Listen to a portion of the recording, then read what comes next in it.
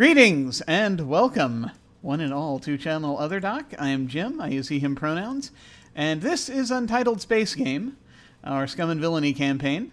Tonight I am playing playing Ben Coyle Dyson, the mechanic, and we shall go around, say hi to everyone, say who we are and who we're playing, and we shall start with Alyssa. Hello. Hello, I am Alyssa. I play Gavesha, aka Iris Lutece, the mystic, and yeah.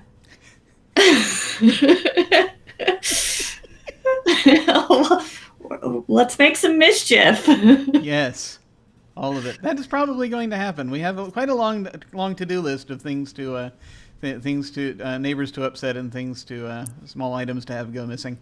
But first, let us head over to Brittany. Hello.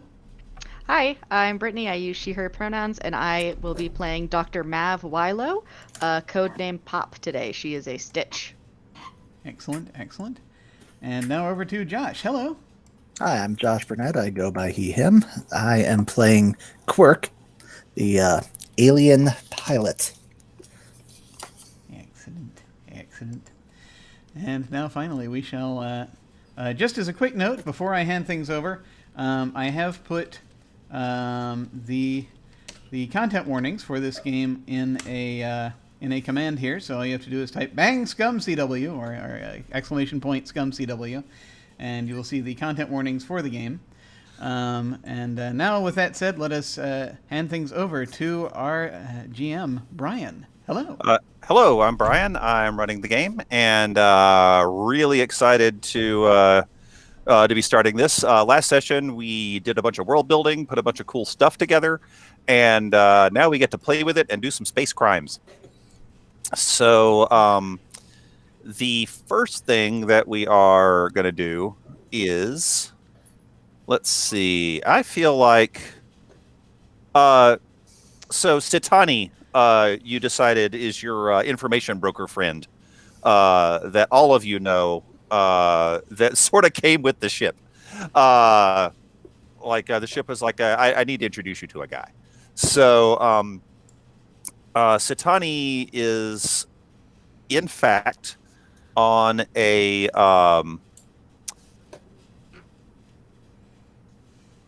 he's in a sort of hard to find area of a moon called Warren. And the thing about Warren is that it is also the seat of governmental power for the Procyon sector. The actual governor lives on Warren, and all of the governor's staff are here.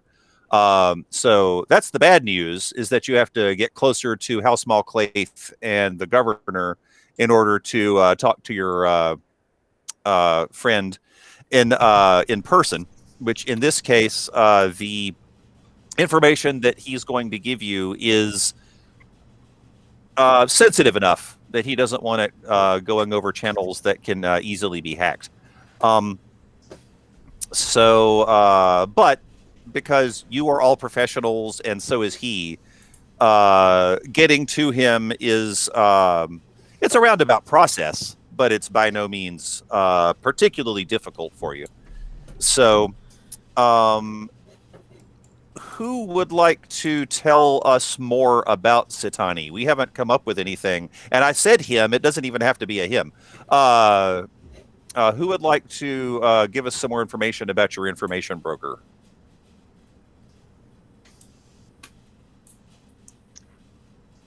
I guess I can? Yeah, hit it. I don't know why, but if you've seen Shira, I immediately pictured Madame Rez. I have seen it, and I like that idea. That's a cool one. However, for those who haven't, what aspects of that character are you latching onto for this? Big hair, bigger glasses, lovable insanity.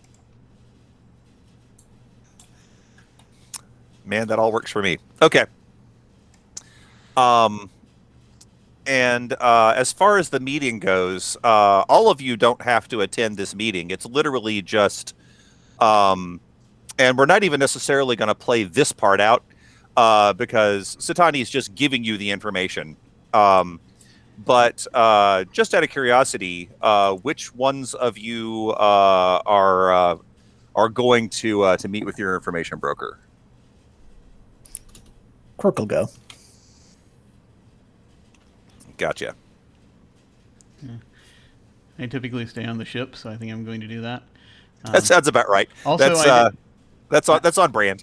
I just realized also because, unfortunately, I my brain likes to do these things to me. It was just now that, of course, it hit me again. I needed to make mention. Unfortunately, Sarah will not be able to play with us in this game. It's we really wish they had been able to, but unfortunately, life got in the way suddenly. So it's which sometimes that happens. But we do wish them the very best and hope that everything is well. Or ends out well, and we shall proceed apace as best we can, stumbling along as we meet this contact.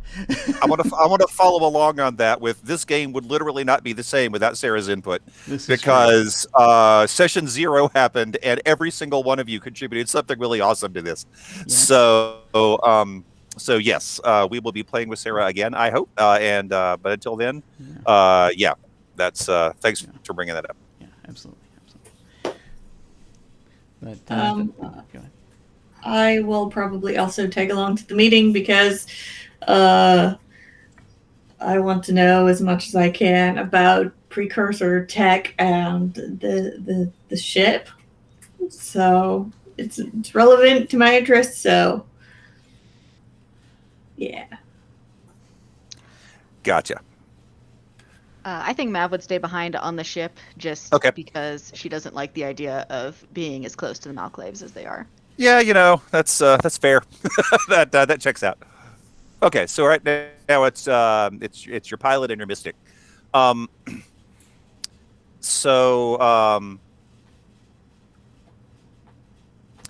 will play out a little bit of this, but so you get to Brittany, one final question though. What pronouns are we using for Satani?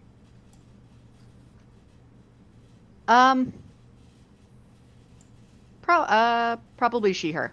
That's okay. That checks out with my image, but I just wanted to make sure since we were riding on that. So in that case, you go to see Satani. Now in that case, I think Gavesha, can you describe the place that you are meeting Satani? What's her usual meetup place for when you're going in person? If we're kind of spinning off of the Madame Mraz thing, it's probably a little kind of rundown old house on the outskirts of a place. I like it. Good. It's probably got a little bit of a ancient tech, a little bit of a witch's cottage feel.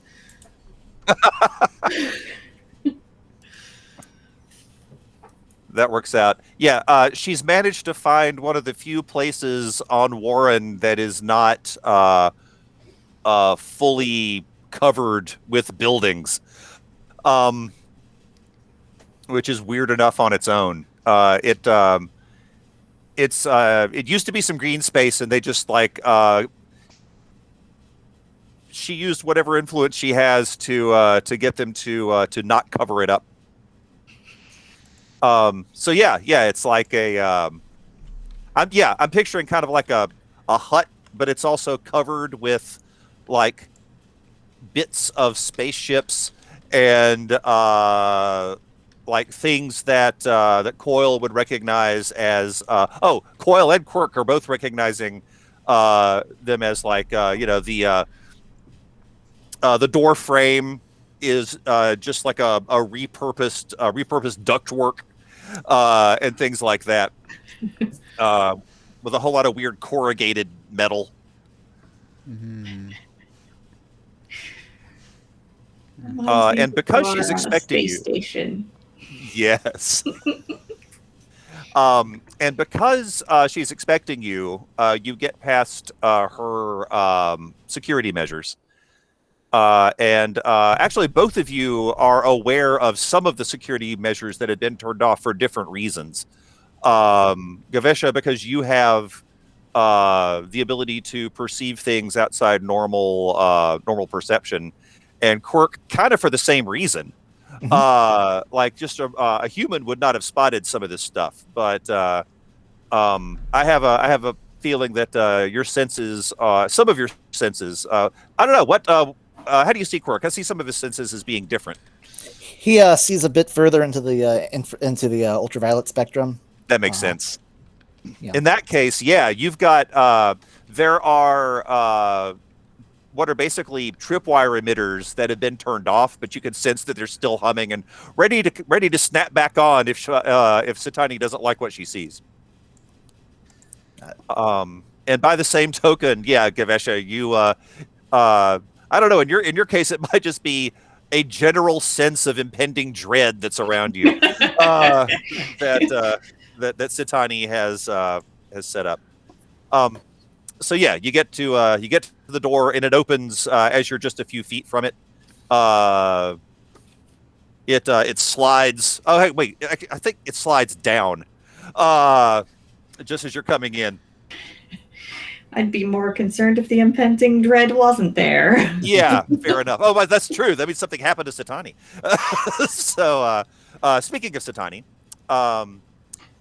she is there, hunched over what looks like an deactivated Urbot chassis,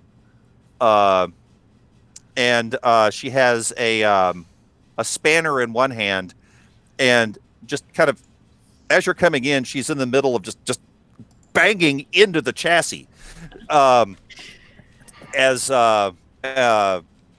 she does this for about 45 seconds before she finally turns around and acknowledges you. Ah, you're early. Are we? A mystic is never early.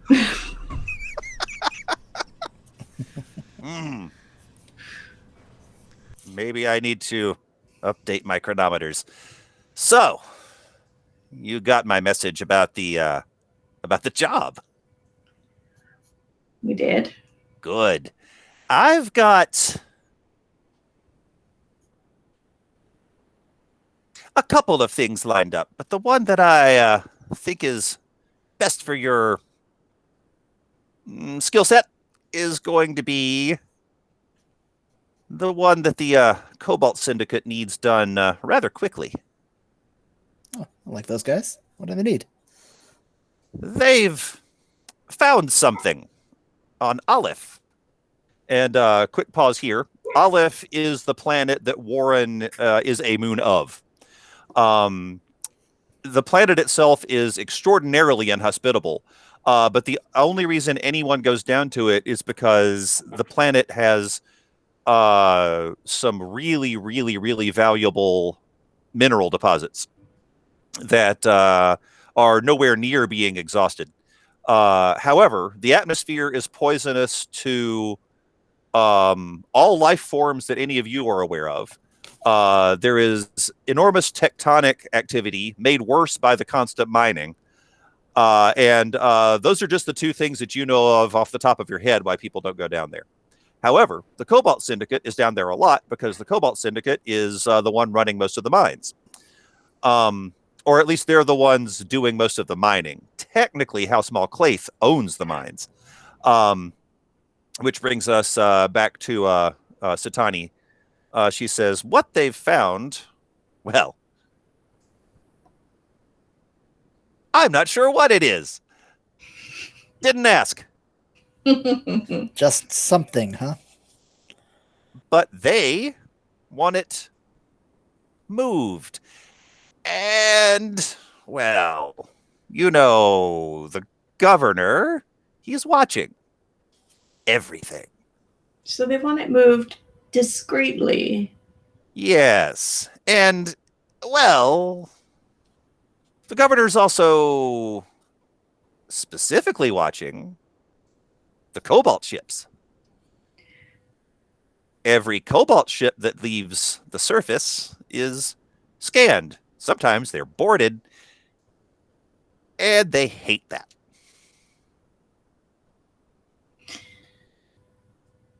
But you're not a cobalt ship. No, we're not. Not even little. They'll be helping you out, though, because they want this very badly. Where do they want it moved to? The Iota system.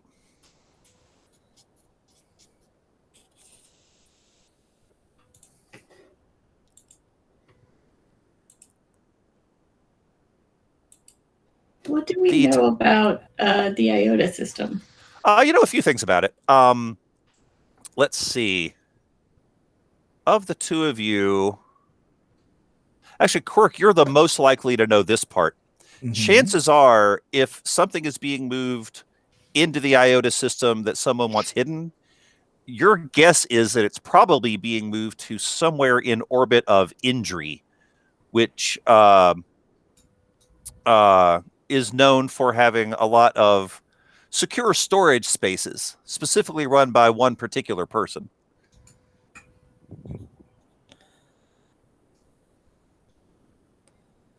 Who is that? That is a person by the name of, one moment, Piro Luck, Pirolocke.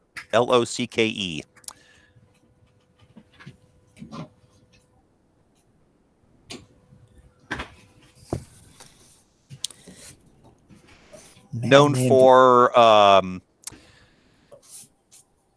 for discretion and for not going back on a contract, meaning if you pay Piro, he will keep the thing for you and will not sell it out or sell you out. So all I gotta do is go down to the surface of Olaf, talk to the Cobalt Syndicate, take this thing, whatever it is, fly it off the Iota system, and yes, that's it. Oh, it's simple. And the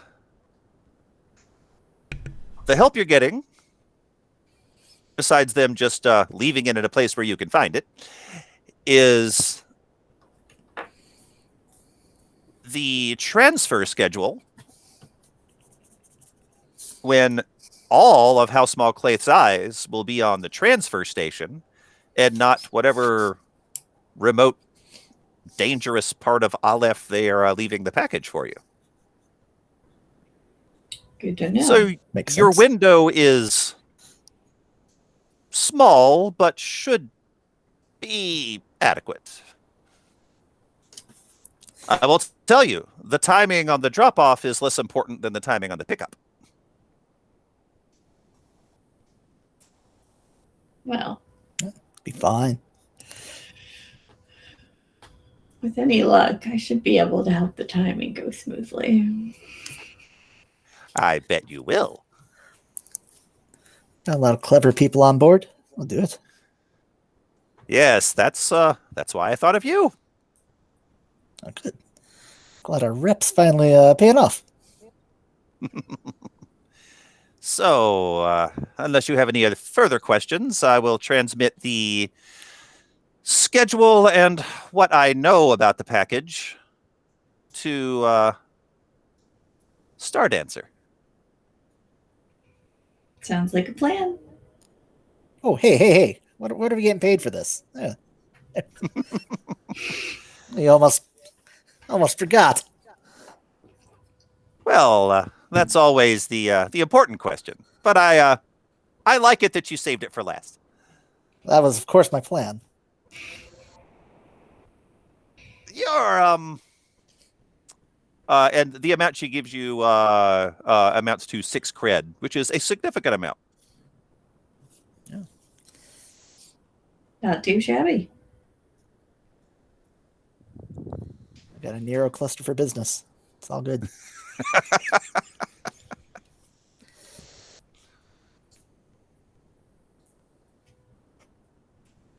All right, let's get back and tell the others. And I'll start the clock. You have 90 seconds to clear the area. Oh. She literally produces a stopwatch. Long-legged strides. I suppose I have to jog to keep up. I got it. Yeah, that's 4 foot long true. legs, yeah. Yeah, you're out of here quick. Spindly.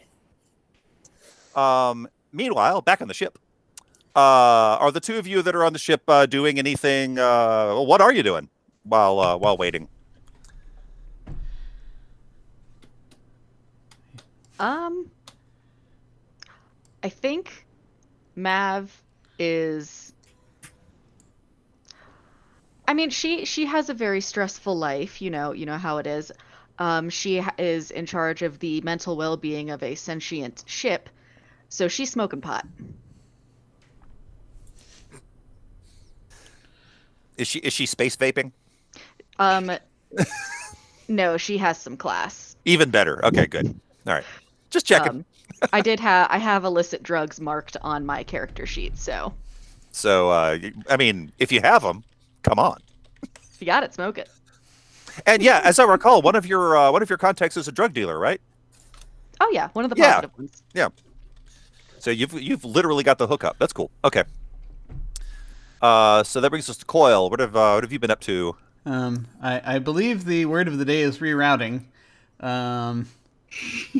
because pretty much this ship changes from time to time, and I'm trying to figure out what the pattern is. So I'm trying to work out. Even people have patterns. So this is really just a question of kind of observing and trying to figure out what happens. So I basically have been playing this game of this strange game of chess with Greg, by which I mean I keep rerouting the coolant system so that I can see how it is Greg reacts. Gotcha. And where it ends up. Interesting. Where the outputs end up.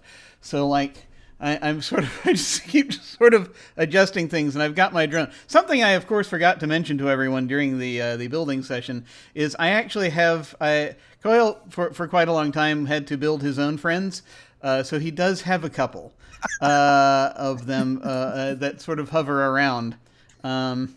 He has a drone that is as of yet not named. But then he also has. To recall, someone strapped some explosives to that drone at one point. This may be why in part, Coyle is no longer a member of that crew, as he was none too pleased about it. He didn't talk about it much at the time, but well, he probably did. Just sort of off camera, but it was not. I think that was the start of the realization slowly dawning on him that if he wanted to build anything that continued to last, he needed to no longer be with that crew. Wishes them all the best, but between our driver and our con man, it was just a thing where it was like, this is great. This is a little too high profile for me right now. I'm not terribly comfortable with this because I'm going to end up being the only incompetent one, it will seem, because to everyone, because it's going to look like everything that I make breaks, and this is because they strap explosives to them. It's no point. So because they keep breaking things. Yeah, because fortunately, the pilot you have right now is not known for breaking things. This is true. Oh wait. Well, yeah, it's hard to know. It's hard to know. But he hasn't tried to blow anything up yet of mine, to my knowledge. So that's always good. That's a fair point. It's mostly overclocking. You're right. Yes, yeah. It's mostly overclocking. I can handle. So Coyle right now basically has got he has essentially they're like two AI drones, but one is actually more of an AI than the other one. The AI is named Spencer. Okay. And that sort of will kind of hover around and look for things, and just sort of helps Coil look for problems and stuff. So he's got the drone sort of parked at the output for the coolant system that he's the part of the coolant system he's working on, and he's sort of watching on his device. Okay. And he's asking Spencer to keep tabs on as the systems move through the ship to sort of figure out where help him figure out where to put the drone and where the output ports are going to end up. And Gotcha. so he's trying to just figure out the rhythms that Greg has here. So are there drones kind of like moving around the ship at this moment? Yes. I do want to say that every time one goes by, Mav stoned off her ass. It's like, what the fuck?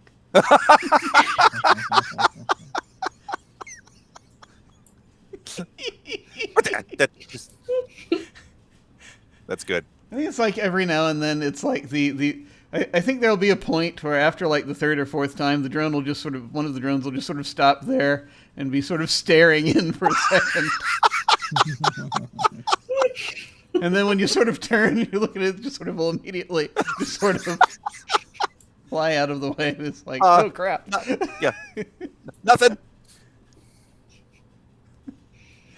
I gotta go weld something. I'll be right back. Yeah.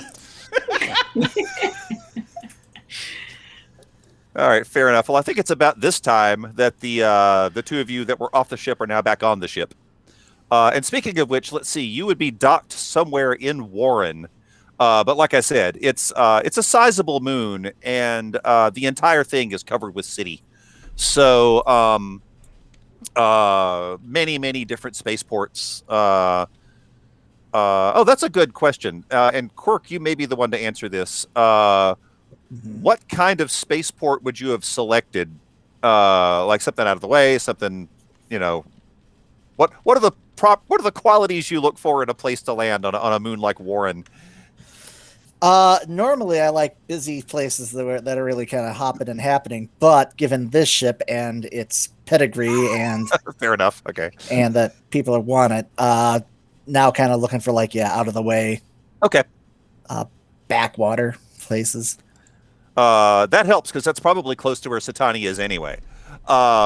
So yeah, the trip from Satani's place back to your ship was relatively short.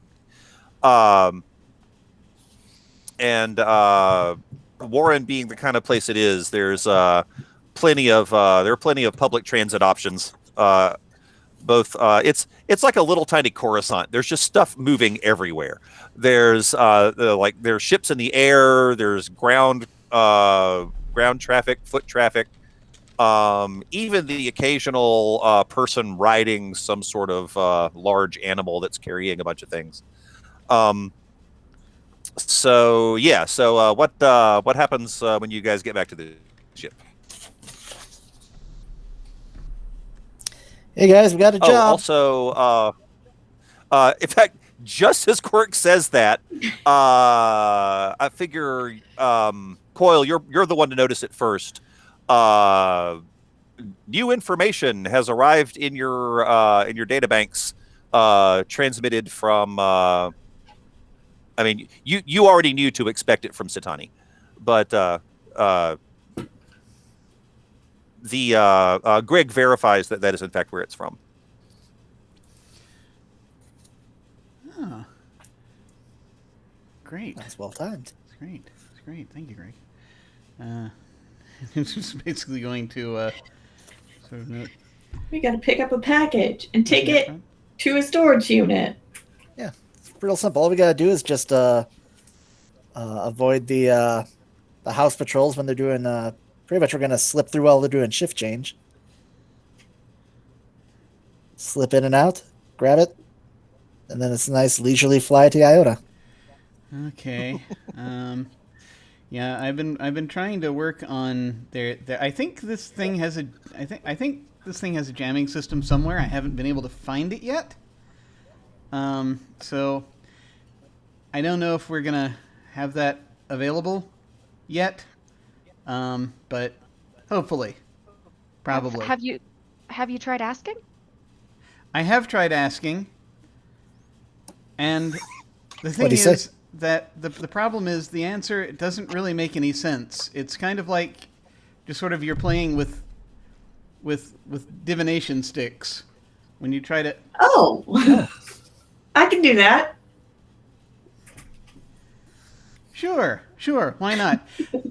Greg, where's the signal jamming system? It's in the signal jamming compartment. Right, and where's that? Wait for it. The signal jamming compartment. Right, where's the signal jamming compartment? I bet it's around the signal jamming device. Hey, Greg, can you show me where that is? I could tell you where it is. Sure. Oh boy. It's on deck 14. As far as you're aware, you only have 12 decks. Let's see how many decks. You kind of see the problem now. This is one of those weird human things where you skip over numbers because of superstition, right? Do we do that? I guess some of So us we do that. skip 4. I don't. I'm perfectly Skip logical at all 7. times. Of course. Great. That's fabulous. Also, I'm programmed not to lie. Good to know. There's got to be a deck 14 somewhere. It's just a question of if the numbering system's off or if there's. Maybe it's back at the warehouse. It could be. I don't know. Well, it's always deck 14. Factory Just floor. sometimes the deck is in a different place. Greg, I have an activity. Yes. We are going to play a game called Hot and Cold. Oh. When we grow closer to the scanner jamming compartment, you are going to announce hot. And if we go further from the scanner jamming compartment, you are going to announce cold. Does this sound like a fun activity? It's inaccurate, but I understand the metaphor. I'm very proud of how you're coming to grasp metaphors. Now, if we were to play this with the reactor, that would be literal. We do not want to The play this with the temperature reactor. control That is, system. we are soft and squishy and I was going to flammable. say, just wait. Greg is Speak for going to turn yourself. the temperature up if we're getting closer and down if we're getting farther away.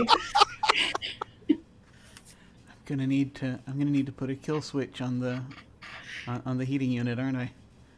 All right. Installing kill switch on heating unit. No, be careful. He might be really literal about that. No, it's okay. What? It's okay. I'll take care of it. You don't have to worry about it. You just sit back. You don't worry about that, Greg. I'll be good. I'll Sure. take care of it. It'll be good. I can Greg, do for it. reference, a kill switch Oh is my an God. off switch. Yeah. Oh. Oh. Right. Yeah. Now I'm disappointed. Oh my God. Well, you're experiencing the Sofont experience. Oh. I hear All that right. you are disappointed, but I would like us to stay on task. Oh, right. We're playing a game. Yeah. Right. By the way, was this and just sort of looking at the information Cold. on the. Thank you, Greg. Thank you so much. Is this all of this upon completion? By the way, or are we getting any of this up front? Oh, Where were you, yeah, you could. Yeah. Where were you an hour ago? I was trying to figure out Dude, how come with to, us. how to Adventure properly up route the front. coolant system so that we do not explode at some point just randomly. I thought that might be helpful. An hour ago, Coyle was in his quarters grumbling. Thank you. That Greg. too.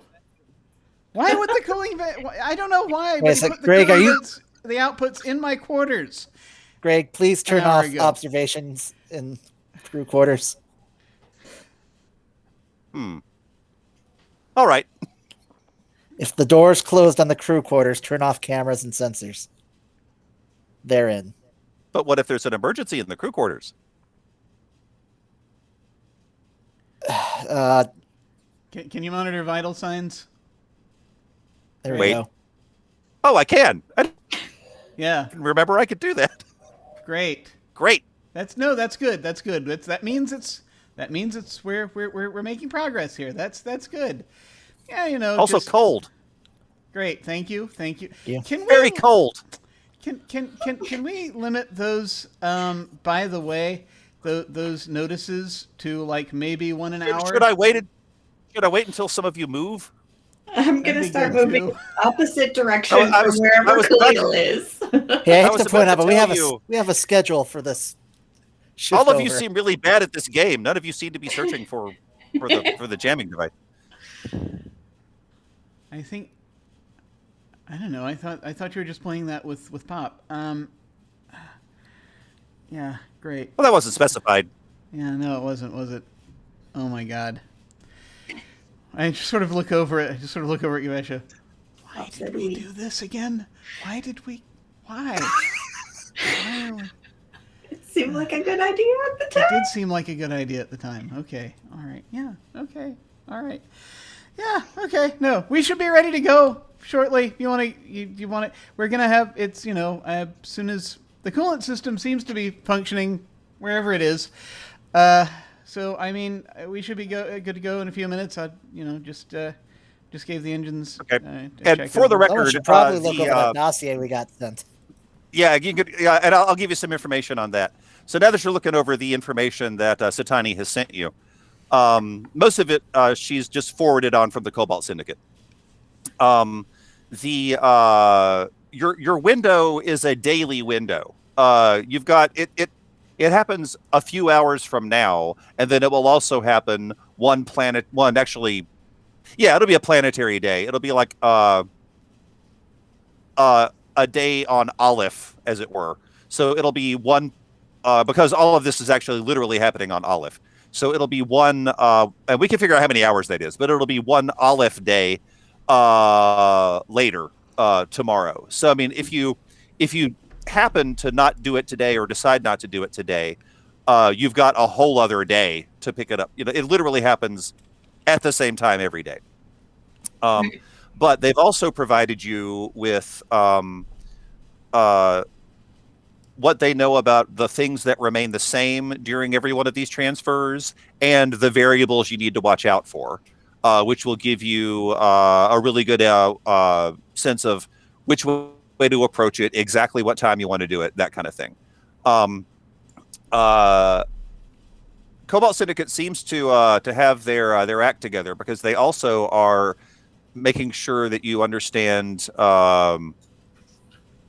like exactly how to. So the package itself is going to be on a floating platform, which is just a temporary storage area before they move everything to the main transfer site, at which point it goes up to Warren.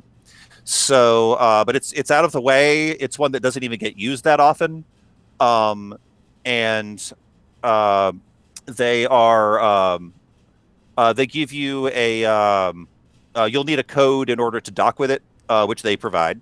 And speaking of codes, for the final leg of this job, they also give you a code for a unit that Piro Locke runs. So your guess about where you're delivering it was exactly right.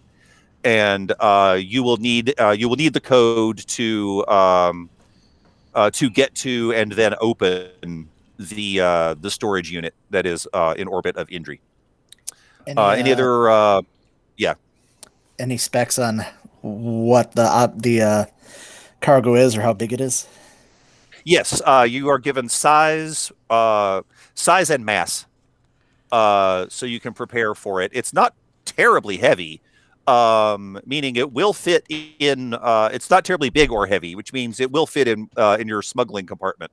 It's not so big you have to have it in your cargo hold. It's like, how big is it, roughly? It's about the size of like Mini Cooper. Okay. Did they say anything at all about what it is, or just that it's A a thing. mysterious object? Yeah, they also do not mention anything about specifically what it is. Just that the container that it's in is, kind of big. But I mean, for the stuff you haul, it's not huge. But I mean, it's if a person were standing next to it, diplomatic pouch. right. But it's in a container. Yeah, the container is it's in a container, and pouch can be the size of a freight car.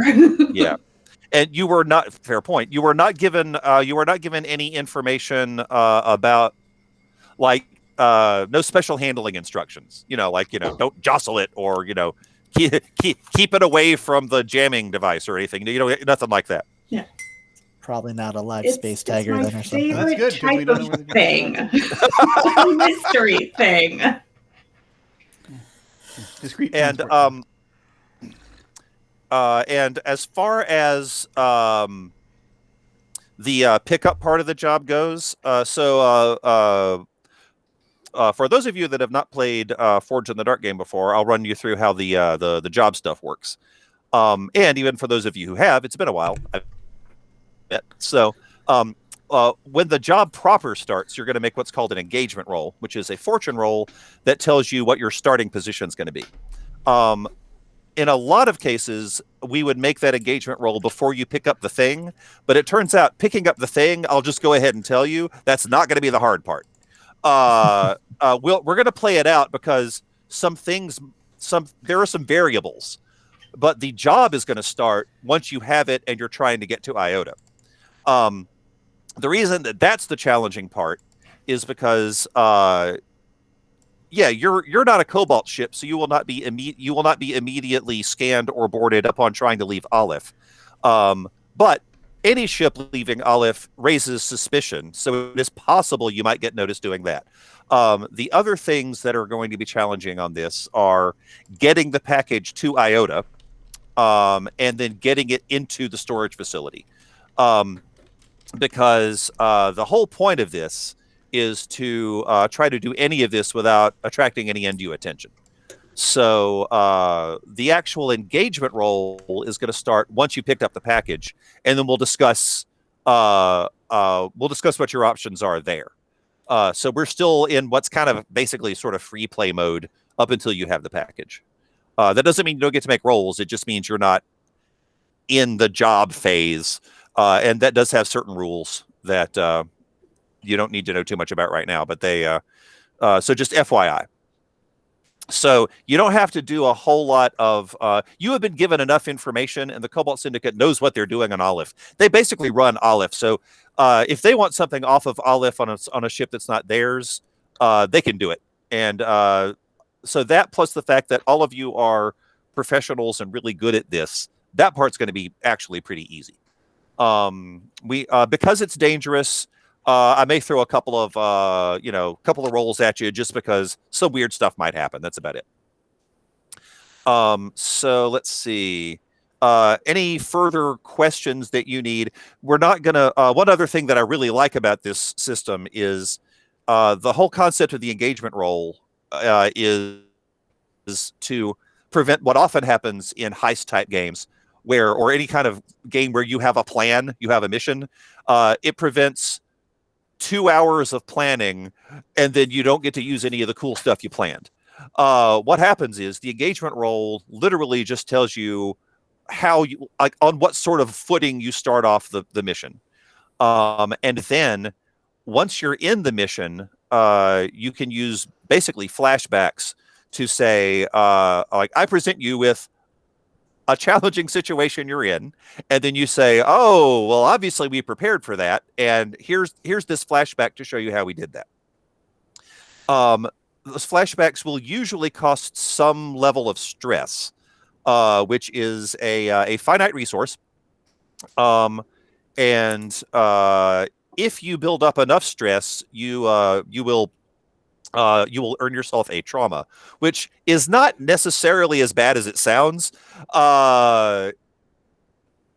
What that means is you also have a certain number of traumas you can build up before you have to basically play another character, but it's kind of a whole lot of them. And once you hit a trauma, your stress track completely resets, and then you have a new aspect to your character that you can play. And if that happens, we'll talk about the trauma rules and get onto that. So I'm just letting you know, filling your stress track is not the end of your time playing your character by any means. Having said that, you want to manage your stress as best as possible. Which, so anyway, some of your flashback ideas might be so obvious that I'm not even going to bother charging you stress for them. Some of them just make sense. The average stress cost is going to be 2, honestly, because but some of them, could be 1. It could be, if you come up with something really outlandish but still possible, I might charge you more stress for that. And there are ways to mitigate that even once you're doing the stress stuff. So having said that, are there any questions that anyone has in order to get to that point, so that you feel like you can come up with an approach for this mission?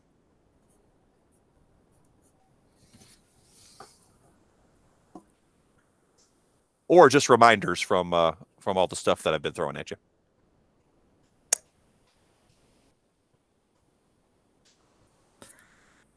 Got nothing really solid. Okay. And again, this is not your only ask me questions at any point. Obviously, I'm not going to say, we're not going to. I'm not that kind of game master. That was the only time we were going to hear any. Yeah. Yes. Ha ha ha. That's not how this works. But if that's it, then we can. Actually, I was going to say if that's it, we can go ahead and cut to you picking up the package. Or do we want to resolve where is the jamming unit? Mav is definitely running around playing hot and cold to try to find this jamming unit. Okay, so after a couple of rounds of this, Greg actually on its own, I think Greg's got to be a they. So yeah, I think Greg on their own definitely switched from announcing hot and cold to the entire ship to just to your comm link. So after a while, everyone else stopped hearing hot. Well, actually, not hot. Cold. Warm. Cold. So yeah, you're running around the ship, slowly sobering up, I think.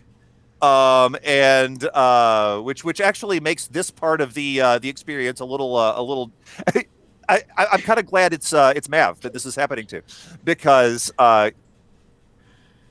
you go through a hatch. You're zeroing in on the direction that warm is. It takes a couple of tries, but you finally get to it. And then you're told hot, and you don't see anything. And you're at a dead end. Mav just kind of puts her hand up against the dead end and says, like, is this a panel? Is this it?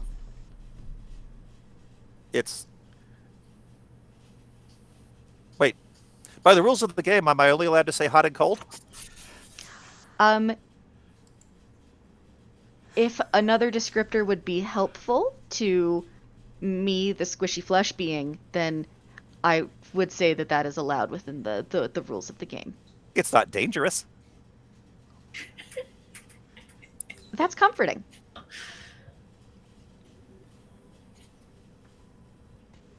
I would say that you are allowed to give other hints as we are approaching what I would call a time crunch. Oh.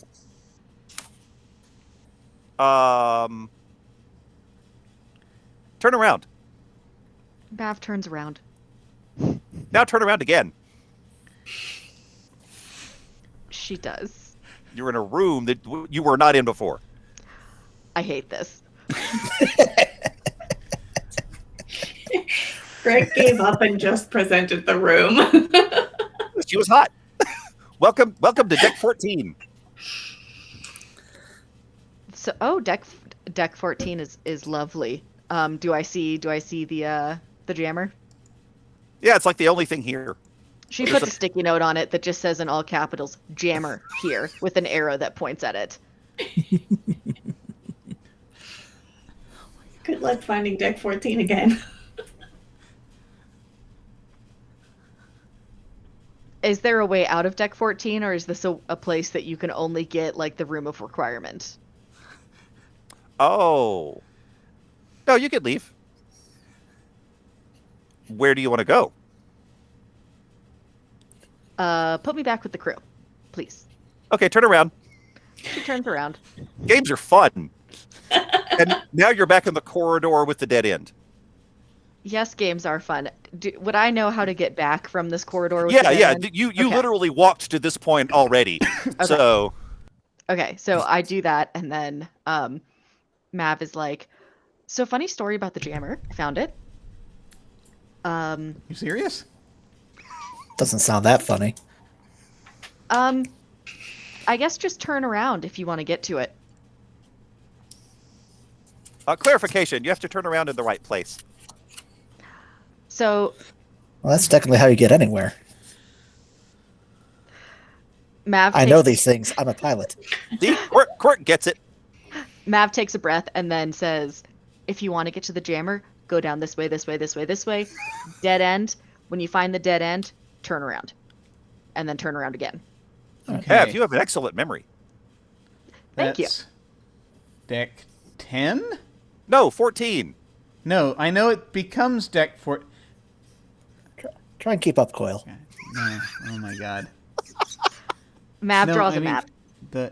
No, this is deck 10. This is never mind. Okay. All right. No, that's fine. That's fine. That's great. It's deck tentative.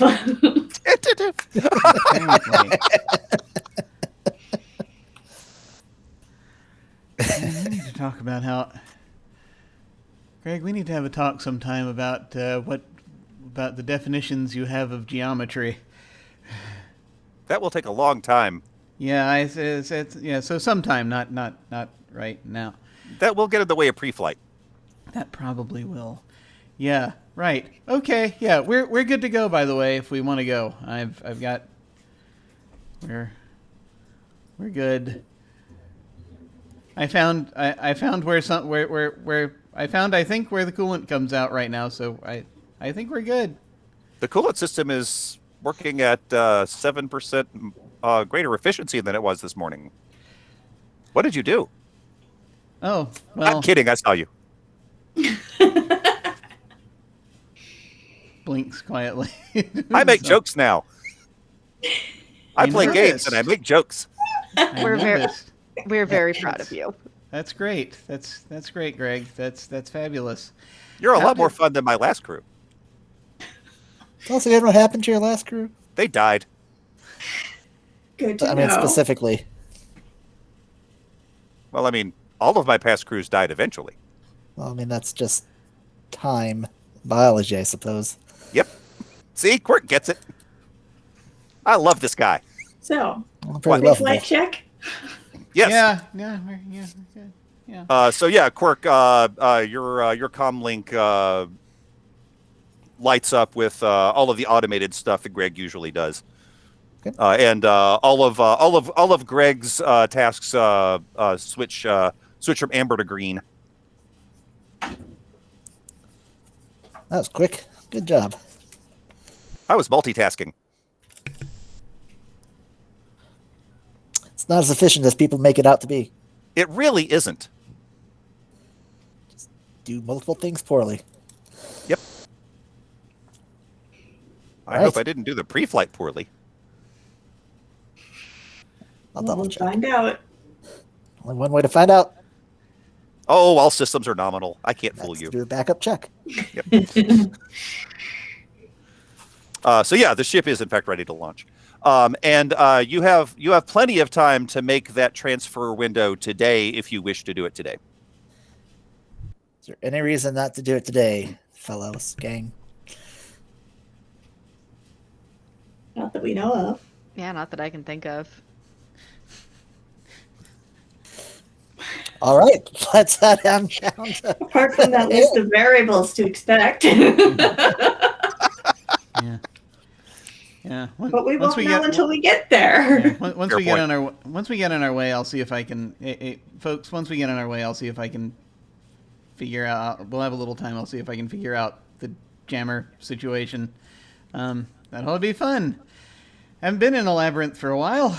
Have to see how that goes. If you get lost, just send your drone to find me.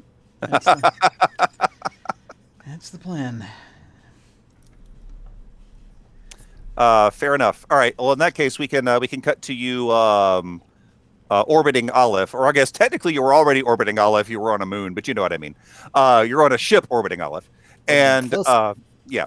So now, and like I said,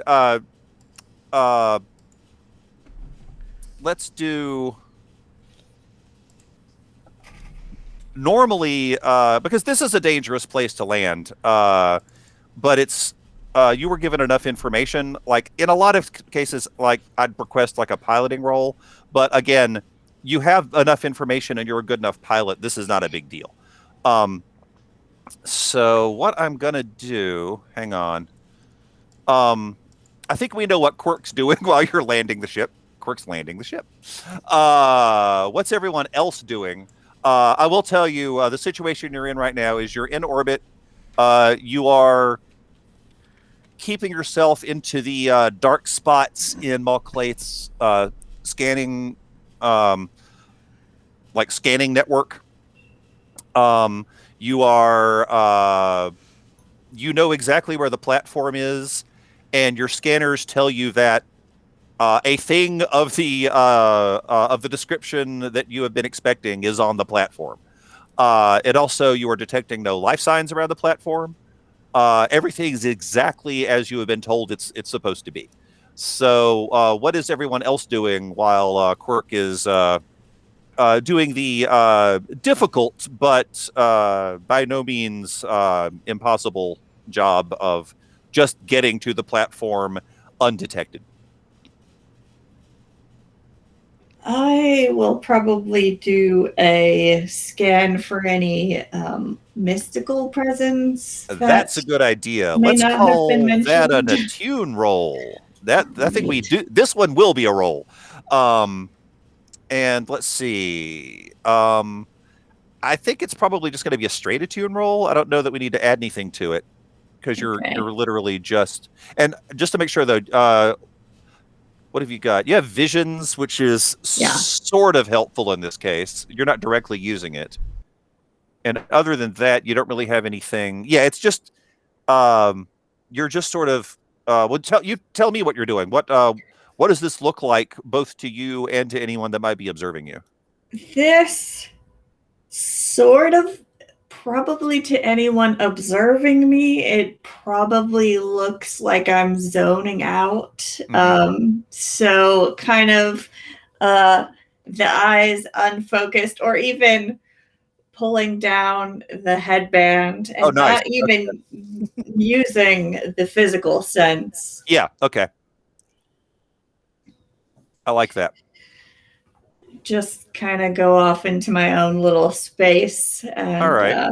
just kind of extending the awareness beyond. In that case, go ahead. Yeah, I like that. Okay, go ahead and do. I need to flip over to the chat thing. Go ahead and do an attune roll. Mm-hmm. And is your attune 2? Am I remembering that right? Looks like just 1. Okay, so in that case, in order to do that, just click on attune. And this is going to be controlled. So since this is the first roll, I'll explain a little bit about that. Whenever you make a roll on one of your actions, in this case, it'll be Gavesha doing attune. What happens is you will tell me which of your actions you're using. In this case, normally what would happen is I would have just asked Alyssa which one she's using, but attune obviously made the most sense. So you'll tell me which one of your actions you're using. I will tell you what your position is, and you have 3 possible positions. You've got controlled, which means it's the best possible position. You're in a controlled position, which means the worst thing that can happen to you if you get a low roll on this is not that bad. And if you roll particularly well, it just goes spectacularly. The most common position that I will give you is risky, because that's really kind of what most role-playing game roles are. There's some risk, otherwise you wouldn't be making the roll. And then there is desperate, which is exactly what it sounds like. You are trying something that is, at least to some level, beyond your abilities, but not impossible to try. And really all that means is what's going to happen is the worst thing that can happen to you just gets worse as your position is worse. Then the next thing I will tell you is what your effect is. There are 3 effects. There is great effect, which is again what it sounds like. It's awesome. If you succeed, you get really, really cool stuff.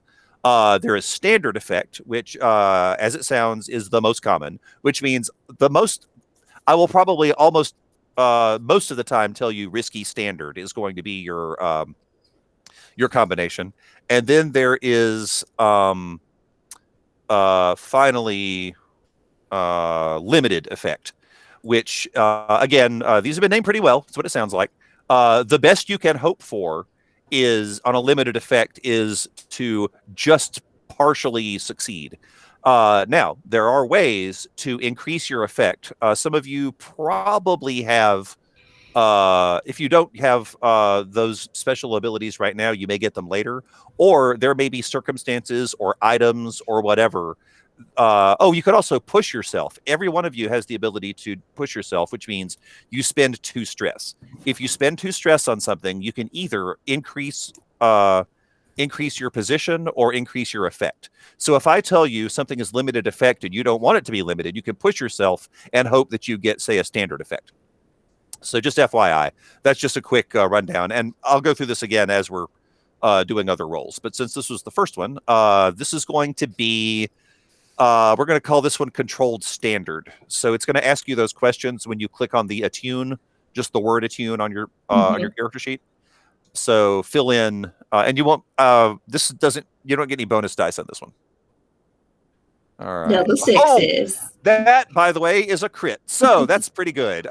So here's the thing. Wow. Okay, so we started off with a crit. That's excellent. So that is a critical success. Just to run down what the different levels of success are. If you roll a 1 to a 3, it's not necessarily a failure. It might be a failure depending on the situation. There are some things that are binary enough where if you roll a 1 to a 3, you just don't do the thing. It is possible if you roll a 1 to a 3, maybe you do succeed, maybe you partially succeed, but there are some complications. Again, we'll talk those out if you happen to roll a 1 to a 3. Half the time, you're going to succeed in some manner because a 4 to a 5 is a partial success. If you roll a 4 or a 5, and what that means is you will roll the number of dice that you have, and then you will. And it looks like your attune is 2, by the way. Otherwise, it wouldn't have rolled 2 dice for you. I just realized that. So that's right. So thumbs up. If you roll anything else, you roll a number of dice and you take the highest die, and that is your score for that roll. If you happen to roll 2 6s, like Alyssa just did, that is a critical success, which means you get something extra. Okay, so tell me exactly what you were doing and what you were kind of what you were searching for in general. What were you hoping to get? Okay. Kind of just looking to see if there's like any like mystical countermeasures that anyone has put in place that we don't know about, or if there's something that I haven't anticipated. Okay, so and the mystical countermeasures would be the first thing you'd notice, and the thing that would be the most obvious for you, and you are detecting absolutely nothing of that nature. The amount of Wei energy that you're picking up here is just the normal background Wei energy that you would expect to see on a planet like this. You also are not picking up anything that's being hidden from you, like on the platform. In fact, you timed this exactly right. As Quark transmits the code that will release the clamps on the package, you pick up that everything is working precisely as it should. So, because you can pick up on the electronic signals with a critical success. Yeah, you know everything that's going on right now. So sure enough, everything is exactly as you expect it to, except for one thing. So the ship's scanners did not pick up any life signs, but that's because there is a life sign, but it's being masked from ship scanners. What it's not being masked from is somebody with a particularly powerful way sense that is looking around and being really paranoid about oddities. Holy crap, there's one. Now it's not. I will tell again. You got to crit. You can tell exactly where it is. It is not on the platform. It's on the surface of the planet, and it is moving towards the platform at speed. And by at speed, I mean it's moving. It's moving as fast as a particularly fast animal could run. It's not like a vehicle. Okay. It's not quite that fast, and it's still kind of far away. Meaning you will have landed and picked up the thing before it is underneath the platform. Okay. So I will let the crew know that the platform is clear, but there is one life sign incoming. Just to keep an eye out. That's weird. I was told that life couldn't live on this planet. It was Well, toxic and inimical to all known biologies. there's something down there that ship scanners can't pick up. Greg says, "I hate that." This is Aleph, right? Yeah. I mean, it seems like the Cobalt Syndicate would have said something if there's dangerous. No. Yeah, there's Life nothing in the forms on there's there. nothing in the dossier about that. Well, I mean, they might have gear on. I mean, that's how Yes, they got the that's miners down there. That's true. That's true. It is possible to put on a suit and exist down there for a while. Of course, it's flying up here at speed. Apparently, It is. It's coming fast. Yeah. Let's get that crate. You got it. Like I said, Heck out of here. no need to roll on that. It just takes some minutes to get it into your first to get it into your cargo hold. We got like You're a gonna cargo claw, or what do we have? Oh, you tell me. Yeah. What do you? What does it look like when you get it? Big old magnetic claw. I love it. That's good. Yeah. So you're not technically landing. I guess you're kind of floating above it. Is that right? Yeah. Nice. Okay. Yeah. So you've just hit like a geostationary orbit. That happens to be like really low. You're just floating in one spot in order to get the thing. And that part goes without a hitch. It's just, it takes some minutes to get it in because, well, a couple reasons. First off, you have to allow for the toxic atmosphere that's coming with it. So first off, you have to vent your cargo hold. Secondly, you have to bring it and a bunch of toxic atmosphere in. Then you have to vent the cargo hold again before you can take off. So it's time consuming, but the whole obviously your plan accounted for this. But Gavesha, you've still got a bead on where the thing is that's coming towards you. But you're the only one that can detect it. Is I will tell you right now, it fails. But is anyone else on the ship trying to see this thing? And what are you doing to attempt it? There is a thing I'm trying to do. And you know what? It might not fail depending on what you come up with. Forget I said that. Well, we'll see. It's likely to fail. I'll tell you that. I asked Gavesha, what can you get a direction? Do you know what direction it's coming from? Yeah, I can tell you exactly where it's coming, and it's coming toward the platform, and I could probably tell you about how fast it's going. Okay. In fact, if you guys are in the same room, you could literally bring up a map and point to it. And you have to keep moving your finger, but All right. What do we've got? Okay, let's see how we. Greg, we're going to do a little exercise in scanning, because I'm going to presume I'm not going to try down to do its positions and clicks. Yeah. Yeah, I'm not going to try to do a. I thought for a moment about pointing a camera, but then that's probably going to be ridiculous. If we have something like that, you have cameras. I think it'd be good if we. Okay. Not going to hurt anything. Well, yeah, Greg, could you point our our camera in one of the outside cameras in that direction, just so that we can see it Yes. when we can get visual. Okay. Yes. All right. And right now you see just a bunch of like yellow roiling gas. How are we at? How are we at scanning the stuff that the gas is made of? You've just got regular abilities to do that, which means you don't have anything fancy that Sure. gives you anything extra yet. Sure, What would that be? no, That'd be comms, I think. That sounds like a thing. But right now, you don't have anything special. No, that's fine. However, having said that, let me look around here. Galley, Medbay, Insight. Oh, interesting. Okay. You have two. You have two advantages here. That Aleph is well documented. You already know what the gas is supposed to be. Yes. So first off, you've got that. Secondly, you do have a sample of the gas literally in your cargo hold right now, and you can siphon some of that off if you want to play with it. Okay. Well, yeah, and that's basically the idea. Part of the idea, actually, and now I'm getting more ideas, unfortunately, while I'm talking, because sadly that's how my brain works. Yeah, I get it. But, so, our scanning equipment isn't sensitive enough to figure out where the gas isn't, I'm going to assume. At least not True. directly. Not at that scale. Right. Okay. So, this is a mining... This is an important mining planet, right? It is. Okay.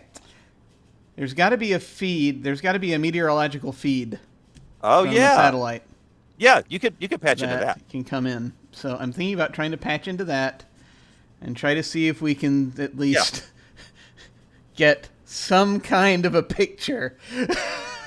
No problem. From in that zone, if we can. Patching into that is actually not going to be much of a challenge, simply because that information needs to be publicly available for obvious reasons.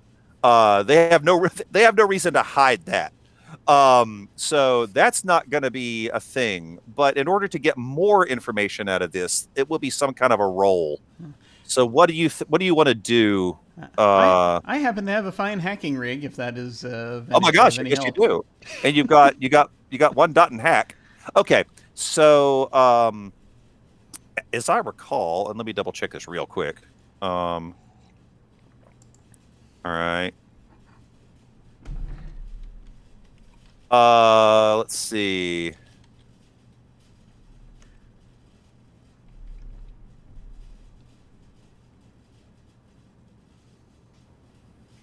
Let me check this other thing real quick, and then I'll be sorry about this. I just have to double check one thing.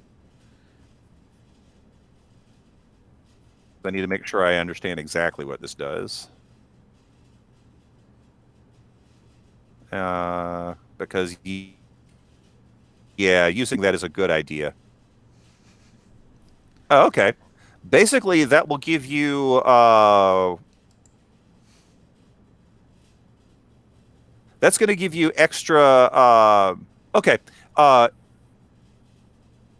let you use it for one of two things. Right now, if you just do your regular hack, that's going to be one die, because your hack is 1. So you can either use this as a bonus die, or you can use the rig to give you greater effect if you succeed.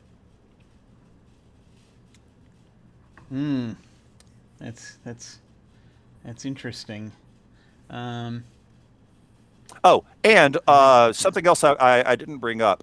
Like for literally any roll, I mentioned the whole concept of pushing yourself. Yes. You could push yourself for an extra die, or you could push yourself for effect. The other thing you can do, and actually I think all of this is, this is actually on your sheet as well. So you could give yourself a bonus die by pushing yourself. That just means you take 2 stress. The other thing that you could do is what's called a Devil's Bargain, which is ported directly over from Blades in the Dark. And what that is, and I don't know that you'd want to bother with it for this particular role. Then again, maybe you do. Because if you do, I got a Devil's Bargain for you.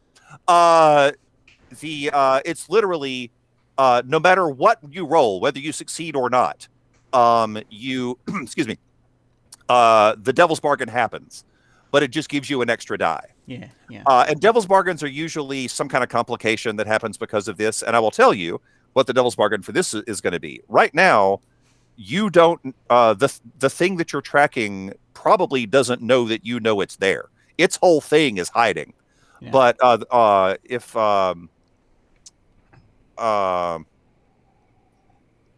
but in this particular case, if you focus on it this way, it will know that you spotted it. If I do a devil's bargain. Only if you do the devil's bargain. Yeah. No. So yeah, and I'm not planning on doing a devil's bargain. And actually, for this, I think, having thought about it a little bit, I'm just going to go for the extra die on this. Okay. Because I have a feeling, narratively speaking, that we don't absolutely have to know what it is just yet. But not as if such, we happen but to, it's not bad information I to think have, it would be cool. Yeah.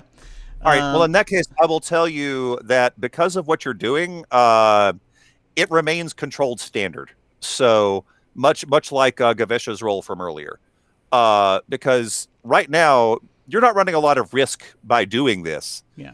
Honestly, the worst thing that can happen is you just don't get much or any information. Yeah. And so do I just so when you say control standard, do I just roll hack, or what do I? Roll hack and add a bonus die to it. Okay, and when it asks you for the other information, yeah. List it as controlled and standard. Okay, so position is controlled, and submit, and effect is standard. Is there a way? Do I need to put in a bonus die ahead of time? Is that how this works? That comes after the position. Okay. The last thing yes, it'll there ask you. One bonus die. Okay, good. He's been a while. And that's a 2 and a 3. Okay, so the good news is this was controlled. So the worst thing that can happen is you don't get much information. But I'm not going to leave you completely without information, because if nothing else, you know that the thing that you tried didn't work. So whatever it's using to hide itself it's able to foil this specific kind of attempt as well. Okay. All right. I'm just this means it's got some high-powered hiding tech going on. Is what? So you did learn something. You just didn't learn. You didn't learn what the thing is. What I learned is that it has the ability to hide visually, which is a problem. Yes. Yeah. So like I said, you're not without some information. Yeah. You just don't have exactly the information you probably wanted. Okay. With the information that they have gathered so far, because Mav has done, some degree of study on life forms. True. Is there any way that she would be able to narrow it down or come up with a course of action from the information that they have gathered so far? Yes. And okay. This is also going to be controlled standard. I'm gonna ask for a roll on this one as well. What do you think would be best? What's on your sheet that you think would work best? Let's see. Probably study. Yeah, I agree. That actually works. Okay. So and again, no bonus dice, just your regular study roll.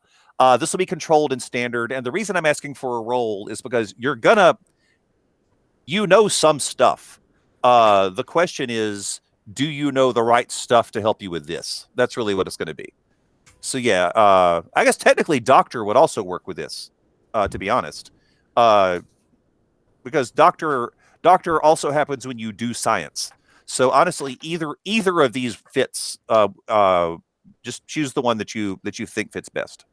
I forgot that my starting ability is I'm a doctor, not a, and then you can push yourself to roll your doctor rating while performing a different action, say which patient research or posting taught you this. Right, but in this case, you don't have to push yourself. Doctor also just applies. Okay. So you could just do that.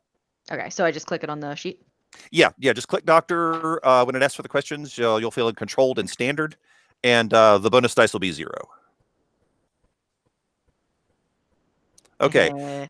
Nothing that you have studied prepares you for this, but just like Coil, that does give you some information.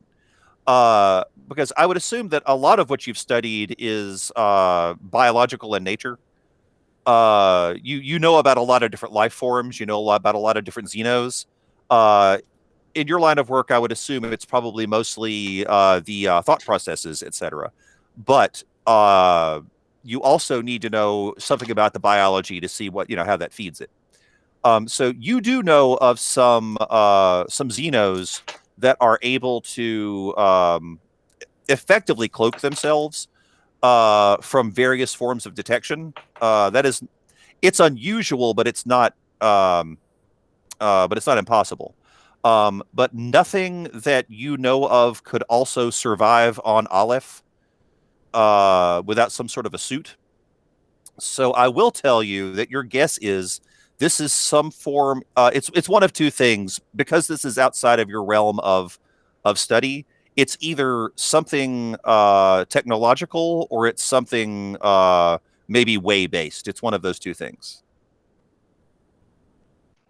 Okay, she does share that information, and then realizing that there is very little that she can do in this situation, Mav just kind of starts doing some yoga. Nice. And with that, your window is closing. The detectors are going to start turning their way to towards this side of the planet again. Yeah, once the cargo, Quirk is curious, but not that invested in what might be flying up on us. Nah. So as soon as that the cargo's on and the hold is vented, I'm hitting the velvet. You are out of here, and you are in fact out of here. You do manage. You did everything within the window, and Gavesha, I will tell you, the way has much greater range than a lot of normal detection abilities, which means you've still basically got a bead on this even once you get into high orbit, which means it stops immediately underneath the platform, and just as you get out of your range to detect it, you sense that it has dramatically increased its altitude. Oh. Somewhere probably around where that platform is floating. So either it's climbing or we're going to have a tail. Things can't fly through a vacuum of space. That's ridiculous. Hey, Coyle's just going to quietly adjust the viewer to the direction that Gavesha is telling us. Oh yeah, you know exactly where the platform is. You could just focus on the platform. Yeah. Yeah. I'm going to focus on the platform area. Just try to see if, as we're heading away, to see if I see anything. Hey Doc. Hey Doc. Or Coyle. What? Oh yeah. Yeah. Sorry. Wrong nickname. Sorry. That was the guy on the old crew. Hey, is that platform still there? Zooming in. Or is it just like a cloud of debris now? Oh man, no, the platform's still there. Oh, still there. Well, what are we worried about? All right. Space we go. I'm just gonna pull back and watch in case anything, just erupting. Now, Gavesha, I will tell you that you've still got the ability to detect this thing, and once you're out of range, you don't detect it anymore, and you don't think that's because it's hiding. You think that you're just out of range. Okay. Meaning, if it was able to get closer to you, you'd notice it. Like later on, when you stop trying to find it, you'll have to reset. But for now, while you're still in this mode, you don't feel like it's following you. Okay. You think anyway that it stopped on the platform. All right. And now that you're in high orbit, and there are plenty of ways to keep out of the way of MacLeod patrols, and it's not just MacLeod. Honestly, this is Warren, which means most of your issues are going to be with MacLeod. However, I will tell you a few other things that might get in your way. There is this other criminal organization that is rather powerful, and they are called the Ashen Knives. They are not happy about the Cobalt Syndicate because they feel like the Cobalt Syndicate is horning in on their turf. They're also right about that. And they would love nothing more than to screw up a Cobalt Syndicate operation. Right now, they have no one but the Cobalt Syndicate and you has any idea that you are working for the Cobalt Syndicate. But just FYI, they have been known to like if a ship gets into a quiet spot, they have been known to just do a little opportunistic piracy here and there. So they are a thing to worry about, but you don't need to necessarily fear that they are coming for you, as it were. Just let you know, it's a thing. Another thing that might be a problem is the Starsmiths Guild, because as we mentioned before, they maintain the Stargates, and you're going to have to. Well, actually, I was going to say you're going to have to use a hyperspace lane to get out of here. And the most obvious way is to take this gate out. And the Starsmiths Guild is known for scanning ships for any Urtech, which you may or may not be carrying. The Cobalt Syndicate wasn't specific about that. We've got a whole database full of dark web. Well, yeah, you do. And I will also point out that a jump drive is Urtech as well. So, I mean, every ship that's jump capable has some Urtech in it. But the Starsmiths Guild is very good at determining other stuff. However, you also have a smuggling compartment, which is pretty good at shielding that kind of thing. So you've got a shot at that. Before we get into the actual engagement role, which is going to come up in a minute, I'll give you the information on that. But someone's going to have to go down to the cargo hold and physically get this thing into the smuggling compartment. One or more someones is going to have to do that. And the whole point of the smuggling compartment is that it is very, very difficult to detect things that are in your smuggling compartment. So once you get it in there, the Starsmiths Guild is going to be less of an issue unless they have a reason to really, really, really scan your ship. So the main thing that you're concerned about having to get past is House Malclaith and their extreme interest in anything leaving this system. So now that I've said that, let me give you your list of options for your engagement roll. So what you've got on this is the first thing that you do is you figure out what your approach is. And then we figure out how many dice you get to roll in order to make this approach. So let me flip up here. For anybody that has the book or access to the rules, the list of approaches is on page 148. And what you do is, instead of spending a lot of time in character planning, you come up with your approach and just assume that you've already spent a lot of time in character planning. So your options are assault, deception, infiltration, mystic, social, and transport. There are no wrong answers here. It's literally just what is your primary approach for beginning this job. And whichever one of these you choose, what we will do is come up with a detail that you have to fill in. For example, if you choose deception, meaning you're trying to trick them, in this case, trick anyone that cares about what you're doing, you figure out what your method of deception is. And you can look over your character sheets. You can look over the sheet for your ship and decide which of these you think might be best for doing exactly what you're doing. Also, you get extra dice if you manage to hit someone where they're weakest. But yeah, you've got your dark hyperspace lane maps. That's helpful. Honestly, the AI module is also reasonably helpful. The smuggling compartments, as we've mentioned, kind of a big deal. And let's see what else you've got as far as.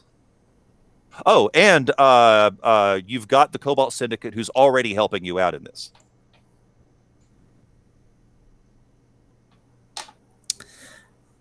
Setting question here. Yes. The dark hyperspace maps or routes, do we still have to enter those through the jump gate? Yes. You still have to. Well, hang on. Let me double check that, but almost certainly because. Yeah, let me get in there and double check just to make sure.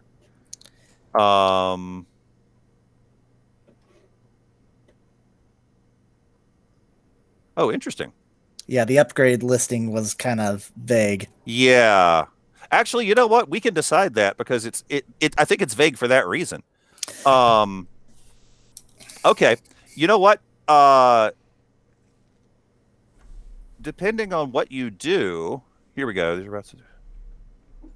Okay, you know what? You can, because it specifically says these are routes through systems that aren't officially maintained. Sometimes they're faster. They're always less patrolled. Often they're full of way creatures, pirates, and other scoundrels. The ride is never as smooth as it is along Starsmith maintained routes. So this is important to note. You do not have to go through the gate for that.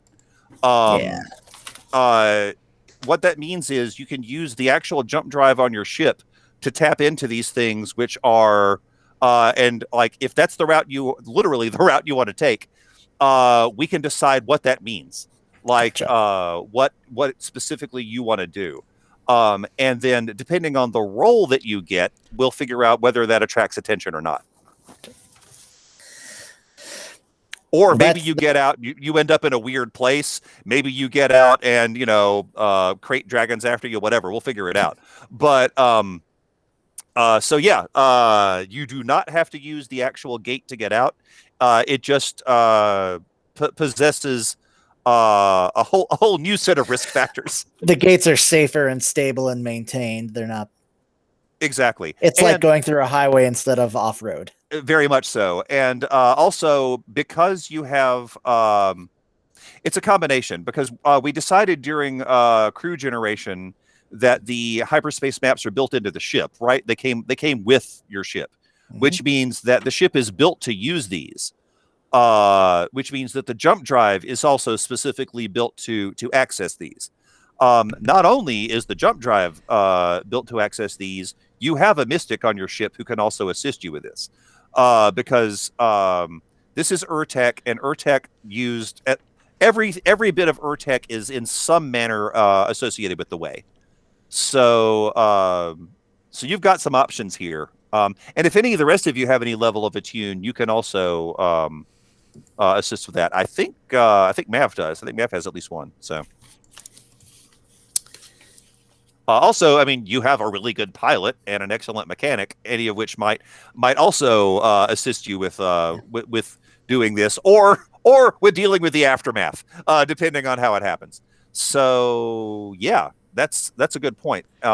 And it would, depending on in which way you use it, I would allow that to give you some either some extra dice or to give you options that you wouldn't normally have if you want to do the dark hyperspace angle.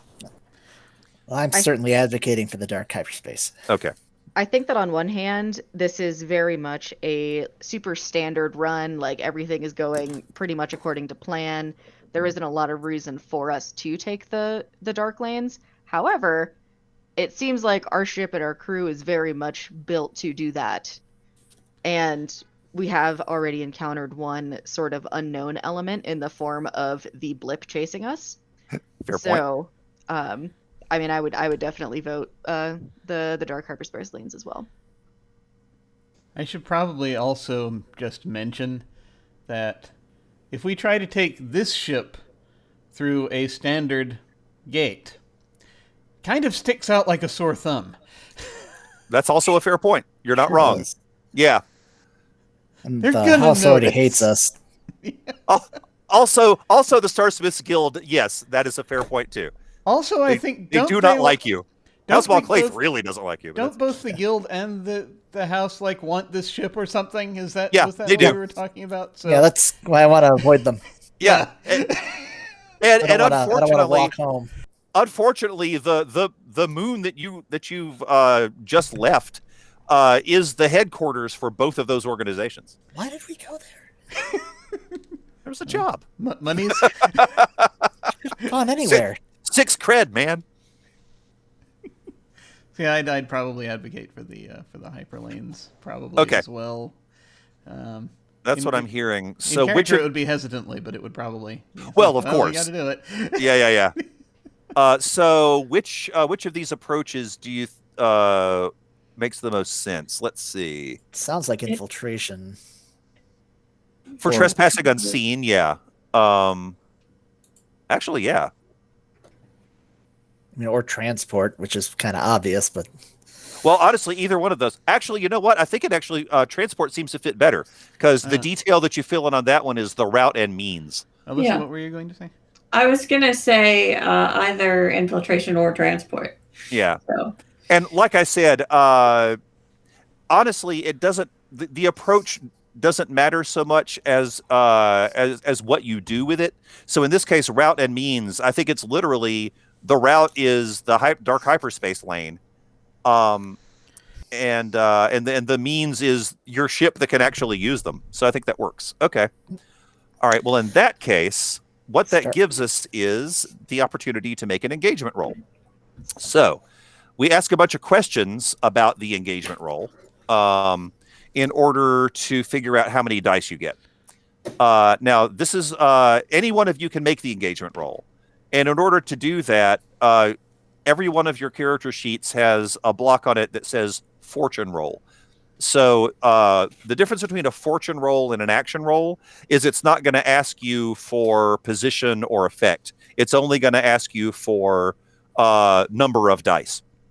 So when you fill this in, whichever one of you makes the roll, you're going to you don't. It doesn't assume any dice to begin with. You're going to put in whatever number of dice we come up with.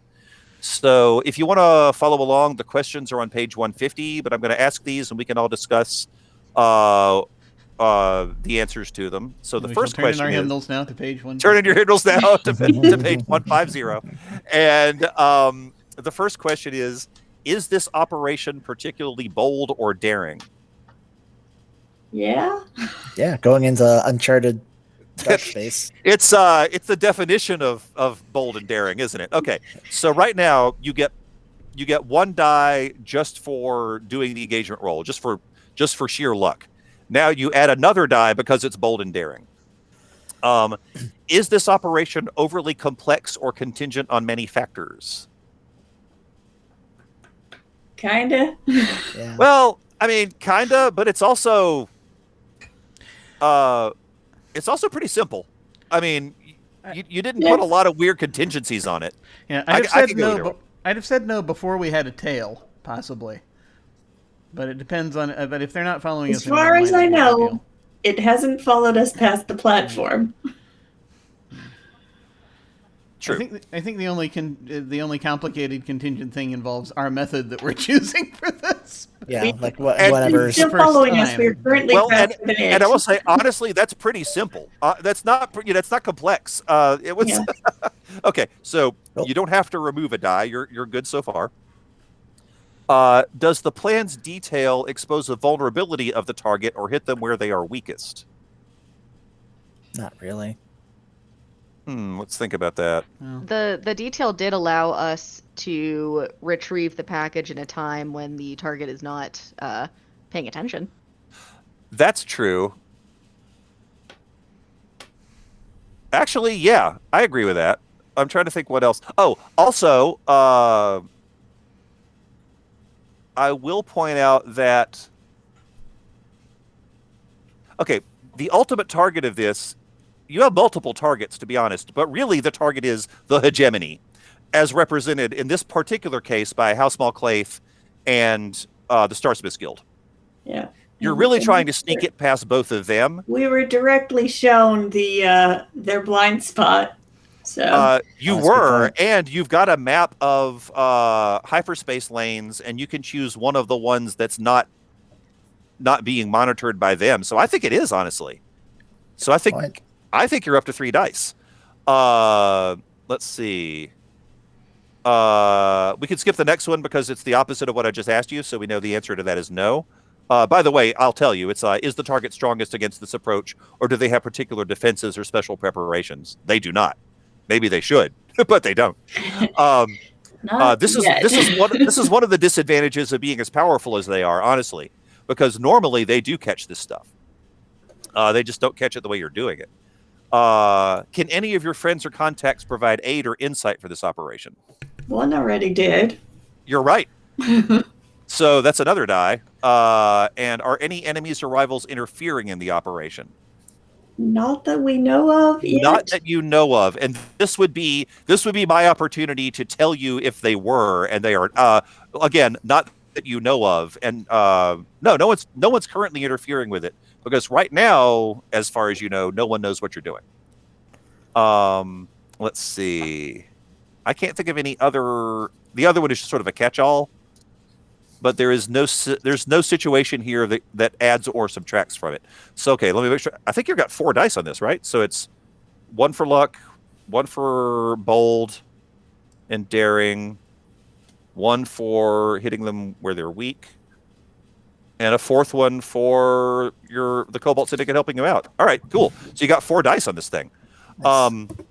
All right, so that means the only thing left is to figure out who wants to make the roll. And like I said, when you make that roll, you can do it on anything. You could actually make it from the starship sheet if you wanted to, or from any of your character sheets. Everyone will have a fortune roll thing. And I think the only 2 things you have to fill out are number of dice, which is 4, and then it asks for notes, which I don't think you need to fill in unless you really feel like it. But I So roll who- historically poorly, so I will pass. I'll give it a shot. I haven't rolled yet. that's a good point. And you are the pilot. That kind of makes sense, right? Yeah, sure. Yeah. Okay. All right. So click roll fortune. Yep. Number of dice is 4. Yep. Submit. Notes. All right, so that is a bunch of 5s, which is good. That means you rolled a 5. So what that means is you have found yourself, and again, this roll is to see how you start the job, which means that you have started off in a risky position, which is not bad. It's honestly probably what you would have expected from going through a dark hyperspace lane. Right. All right, so the first thing that I need to ask you, and this could be from anyone, but Quirk might be the one doing the nav on this. What aspects were you looking for when you chose which dark hyperspace lane to take? Looking for one that's still within system, but farthest away from the actual gate. Good call. Okay. In that case, let's figure out what risky situation you found yourself in. And given the situation, it could be any number of things. But I like the idea that you end up. Okay, first off, a dark hyperspace lane can lead to any number of places. It can literally lead to some part of a system that you don't normally come out in, because obviously most traffic just goes through the regular gates. It's also possible that your map could lead you to some place that is out in the middle of space that isn't anywhere, but it has a link to a different lane, and you just end up kind of having to go the long way. Yeah, one I can find that links, if it doesn't go directly to IOTA, then to somewhere I can get to IOTA where they're not looking for us. Well, and that's a good point, because as we've stated, you're not in a hurry now. The drop-off doesn't have the time pressure that the pickup did, so you can afford to take the long way. All right, so in that case, I like the idea, and let me know what you think about this. and we can come up with the details immediately, or we can take a break and come up with them after. Either way, is I like it that it took you to the place you expected it to take you, but something is there that is making your lives harder. Either, well, okay, tell me how much of that you want me to come up with. But I will tell you that you've ended up, your location is exactly what you expected. It's just something was, I was going to say something is waiting for you, but that implies that it was literally waiting for you. That's not true. But something is there that you wish wasn't there when you show up. Are we in the IOTA system, or are we like off in... Oh, that's a good question. What? Tell me, what would you rather be? Do you want to be in the IOTA system, or do you want to be somewhere way out in space? Actually, it sounds like you were taking the long way in, right? Yeah. So I brings us to like Breck, and then like have to take a legit route to IOTA. That's cool, and maybe like way off in a corner of Breck too. So it takes a little bit of sublight travel to get to the regular gate, if you want to do it that way. Which means that you find yourself pretty far away from anything in Breck. I like that. You end up in Breck. It takes you really far away from that, and Okay. do you want to decide what it is that's there, or do you want me to decide what's there? Because I haven't come up with anything yet. I'm just going to briefly show the thing, because apparently we're talking about the map now real quick. Oh, yeah. So for the viewers, by all means, way over on the right of what you're about to see is a map of the normal routes that a ship would take from one system to another. In this case, you took a really weird route, which, again, fits with the whole concept of your ship and crew. I've got an idea, if anyone All right. else has anything. Like, kind of like puts us out right in the middle of like some grand space funeral procession for some high-ranking noble. Like just massive, like Lux barges and all that, and like, oh my god, did you just show up right in the middle of it? The death ship they're gonna launch into the sun. I love it. Good. Yeah, I like that. Anyway, and it's like, I think, okay, so you said noble, some sort of noble. Yeah, some like inscrutables, noble or something. Yeah. Yeah, some particularly important person, which means a lot of other important people are here to observe slow this. down. Kind of like the end of Guardians 2, but like tackier. Even worse. Yes. Yeah. Okay, and I think given your let me think about this. Yeah, I think given your status with the various factions, I think this has to be an actual House Malclaith noble. It's got to be like the former subcommander of the the recently deceased subcommander of the Breck security forces. Which means not only are a whole bunch of important people here, a whole bunch of important people with space combat training are here. Fun times. Yeah. All right. I like it, which means do we want to take a break and figure out how you guys are going to get out of this in just a minute? I'd be good with that. All right. Sounds like a good idea. Awesome. All right, folks. Well, we seem to we've gone frying pan to fire already. So we're going to see how this goes. We're going to take a quick break, and we will be back shortly. See you soon.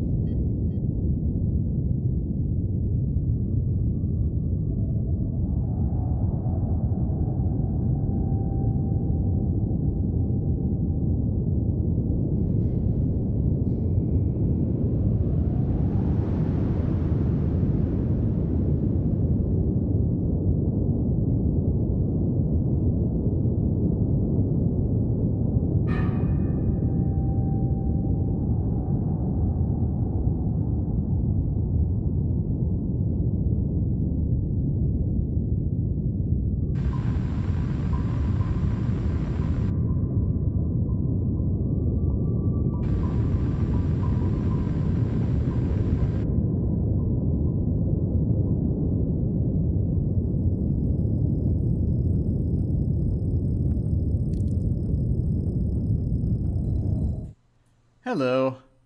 We have returned. It seems that Zoom is hiccuping for people across the globe tonight. So if it hiccups again for us, we had the. Thankfully, we were on break when it happened. But if it goes out again, we can. There are a couple things we can do. We'll see. We're not too far from the end of our session today. We may just be disembodied voices. So we may be disembodied voices for a brief period of time, though. So bear with us if that happens. The effects of using these sort of off-road space lanes. So what's up? What are we doing? Oh yes, there's a funeral, isn't there? Okay, so here's your situation. You have appeared on kind of the far side of Breck, which is a system that is not Iota. You actually intended to show up on the far side of Breck, though, because that's where the map told you it was going to go. The bad news is you have showed up literally in the middle of a funeral procession. And this is a funeral procession for a high-ranking member of the nobility. He was also a high-ranking member of the MacLeod military. He was the sub-commander, I guess Lord Sub-Commander of the Breck security forces, which means that you are in the middle of a procession of ships, most of which are really ornate and just gilded on the outside, because these are the fancy ships you take to places when you are doing something important and noble and want to show how much money you have. Let's see. So this is risky. It's not desperate, which means you don't immediately show up and like blow a thing up. More to the point, you also don't show up and get any damage to your ship. But I will tell you that you are on the verge of getting your ship damaged, because one of these funeral barges is heading right for you.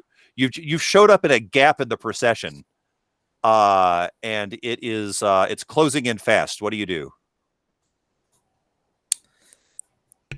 Try and kind of swerve and match speed and kind of slip into the procession. Oh, I think okay. I think our approach has just become deception. I think it has. All right. So that's clearly a piloting roll. Greg, by the way, says funeral barge on collision course. Thanks, Greg. Appropriately named. Thank you, Greg. I'm here to help. All right. So yeah, that's going to be a piloting roll. Let's see if okay. Let's see. This is risky standard. I mean, you've got time to react. You're not completely out of your depth here. Okay. And let's see. All of the regular stuff applies if you want to try to add dice to it. So to remind you what those are. You have 2 gambits, by the way, which you can use at any point. Any of you can use at any point to add a die to a roll. I was going to ask you what those were. Yeah, that's literally the thing those are here for, is adding a die to a roll. Because you no longer have a scoundrel on your team, you no longer have the quite such an ability to regenerate those. However, if you make a risky roll and you roll a 6 or a crit on that risky roll, you gain a new gambit. So, okay. And we haven't had any risky action rolls yet, have we? Oh, we have, but right now. Yeah, except for, no, that's not true. We did have a couple, but those were not. You didn't roll 6s on those. And actually, those were controlled anyway. Forget I said that. Moving on. So now, yeah, this is actually a risky action roll. Do those? Go ahead. I'm sorry. Do those come back per session or per mission? Per mission. So it always resets to 2 in your case for every after every downtime, which is the thing that happens after a job. But like I said, there is no upper limit to the amount of of gambits that you can gain from rolling 6s on risky rolls.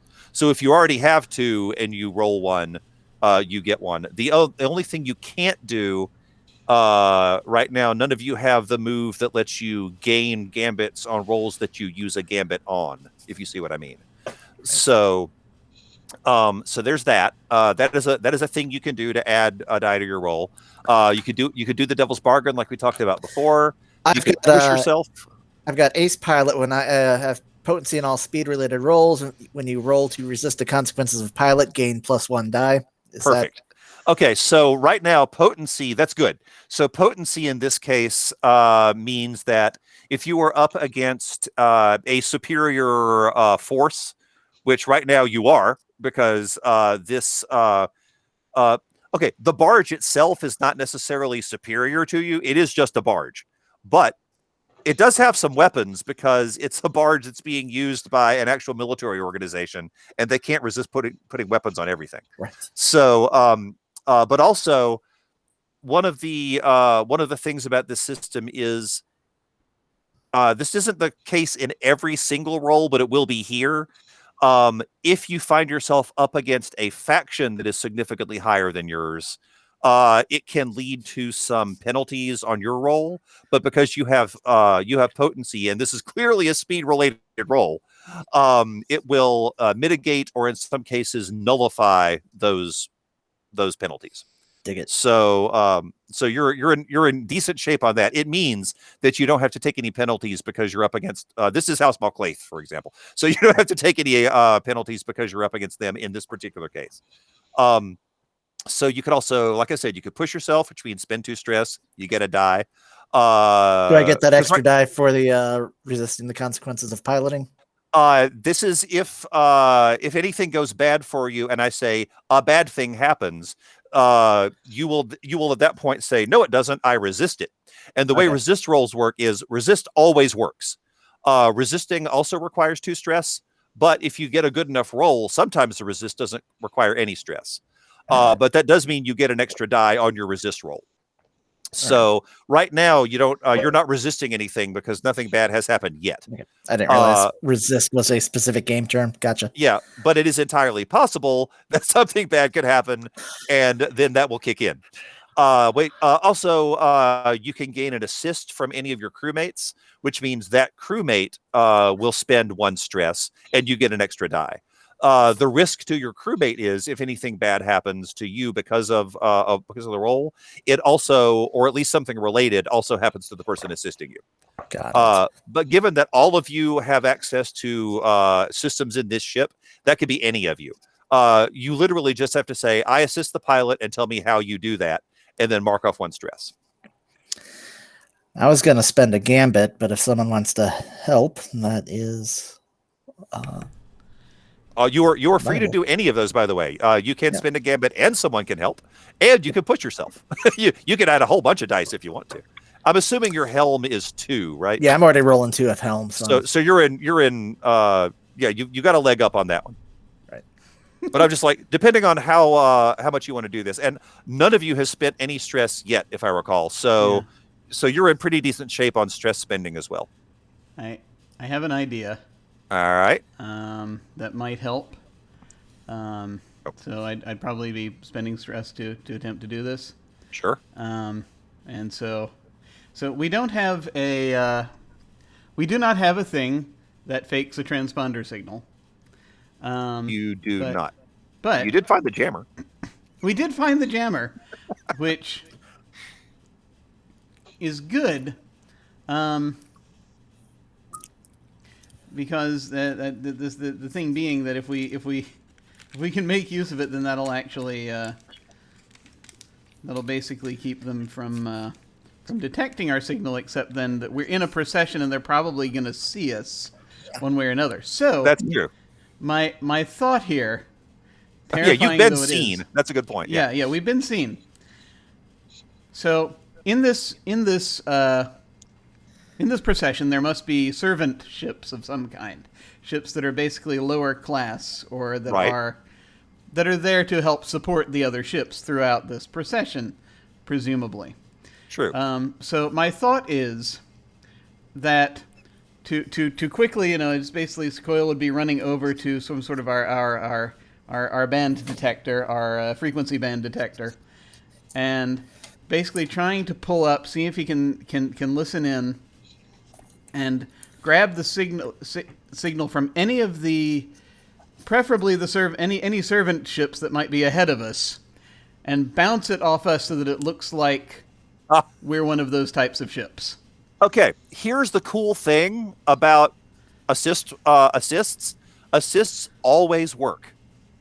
Meaning the thing you're trying to do definitely works. Now, how much it helps the pilot is up to the pilot role. Yeah.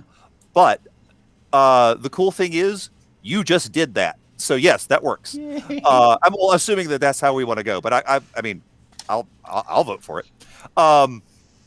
So right now, like I said, so Coil, just mark off the 1 stress for the assist. Mm-hmm. And right now, Quirk, that gives you 3 dice. Yeah, I was going to spend a gambit, so that's 4. Okay, so does anyone... I'll do it. I'll get over to the Star Dancer sheet and mark off a gambit for that.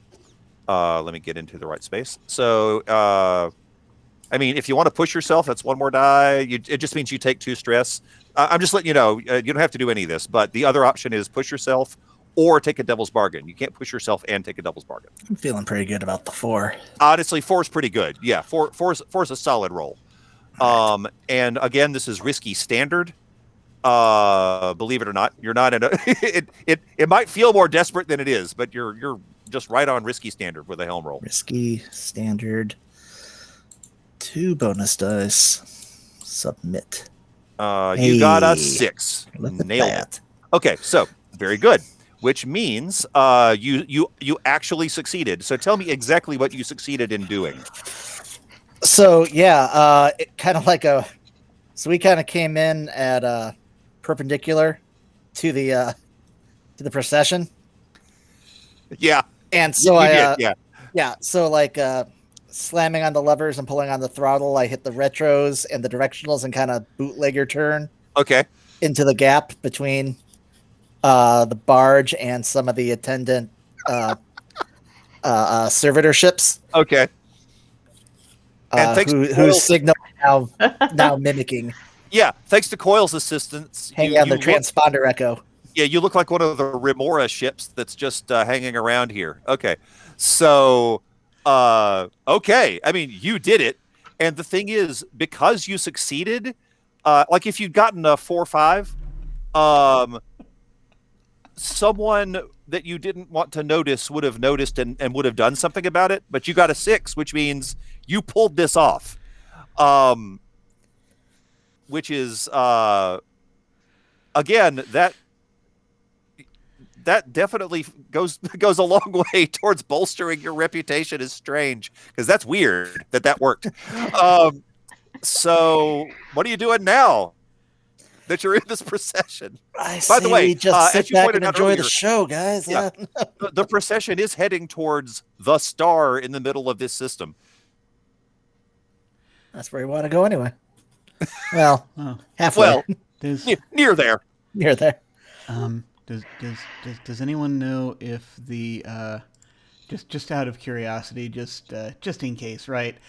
The MacLeod funeral rites don't involve like the entire like family dying with the noble. Mav, you can answer this. Would I know what I Yeah, know you do, and you get to make it up. I think that part of it would be because they don't want to necessarily waste their human capital, but they don't necessarily value them either. So I think that it would be standard for them to pay tribute. And because of that, Mav is prepping one of her special abilities just in case, and has put on. So she normally is dressed kind of strangely. I think on her character sheet, I literally wrote, "It's a look, not a great one." So she is changing into her medical garb. Gotcha, just in case. Okay. And is manning up at one of the communication stations just in case. But Well, so I should swap out my bomber jacket for my mystic robe. Oh, yeah, maybe not a bad idea. maybe. So I think it would be common for there to be some sort of tribute paid, Nice. which Okay. is why she is prepping just a contingency just in case. Just in case. Good deal. So let's see what I've got. This brings up a good point now that you're talking about the stuff you have. Everything that is on your sheet as a potential item is a thing that you have access to, meaning it's somewhere on the ship. The only time you need to check those off is if you're going on a mission and you're needing to be specific about the items you have. One of my other favorite things about this system, though, is you don't have to decide what you're carrying with you until you need it. And we didn't really do a loadout on this. We can worry about it later if it becomes important, because right now you're still on your ship and your load is not vital. So we can make that decision if we have to. But I did want to point out, just as both Mav and Gavesha said, they've got access to the different clothes. It's just whether you want to put them on. The fact that you have like anything that's on your sheet as an item you could have, I will stress again, is a thing you could have. It's a thing you have access to. It just means if you haven't marked the dot on it yet, it just means you're not carrying it right now. And I'm not going to make you mark the dots on those things yet, because it doesn't matter what you're wearing right now. It matters when it matters. So just throwing it out there, though. Okay. So now I need to know what your plan is to get to Iota from here. What discuss amongst yourselves and decide exactly what it is you want to do, and we'll figure out what roles that's going to require. It does kind of seem like step one of our plan is going to be attend a funeral. It might be, yeah. Just sit here and enjoy the show. It may be a bit suspicious if we try to leave early at this point. It does look disrespectful. And it is a MacLeod funeral, so Mav is kind of enjoying it. Well, here's the thing. It is a spectacle. It is like the ships for certain aesthetics, the ships are quite beautiful. They are gilded and rococoed up, and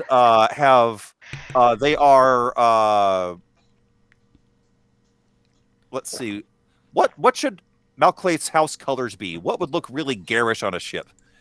Like bronze and pink. Nice. Okay. Hot pink and bronze. Oh wow. Okay, so we are going. We've switched from Guardians of the Galaxy to Thor Ragnarok on our palette. I like it. Okay. I'm here for Old it. school 40K, just Yes. garish. Oh my god, yeah. And now what I'm viewing is like those of you familiar with Jack Kirby's art, it's got all that extra weird stuff on it and the Dayglow colors. Yes, we're in. So that's what this looks like. The ships are super bright, super garish, and the colors are even more saturated than they would be just on a regular MacLeod ship, because like this is capital I important.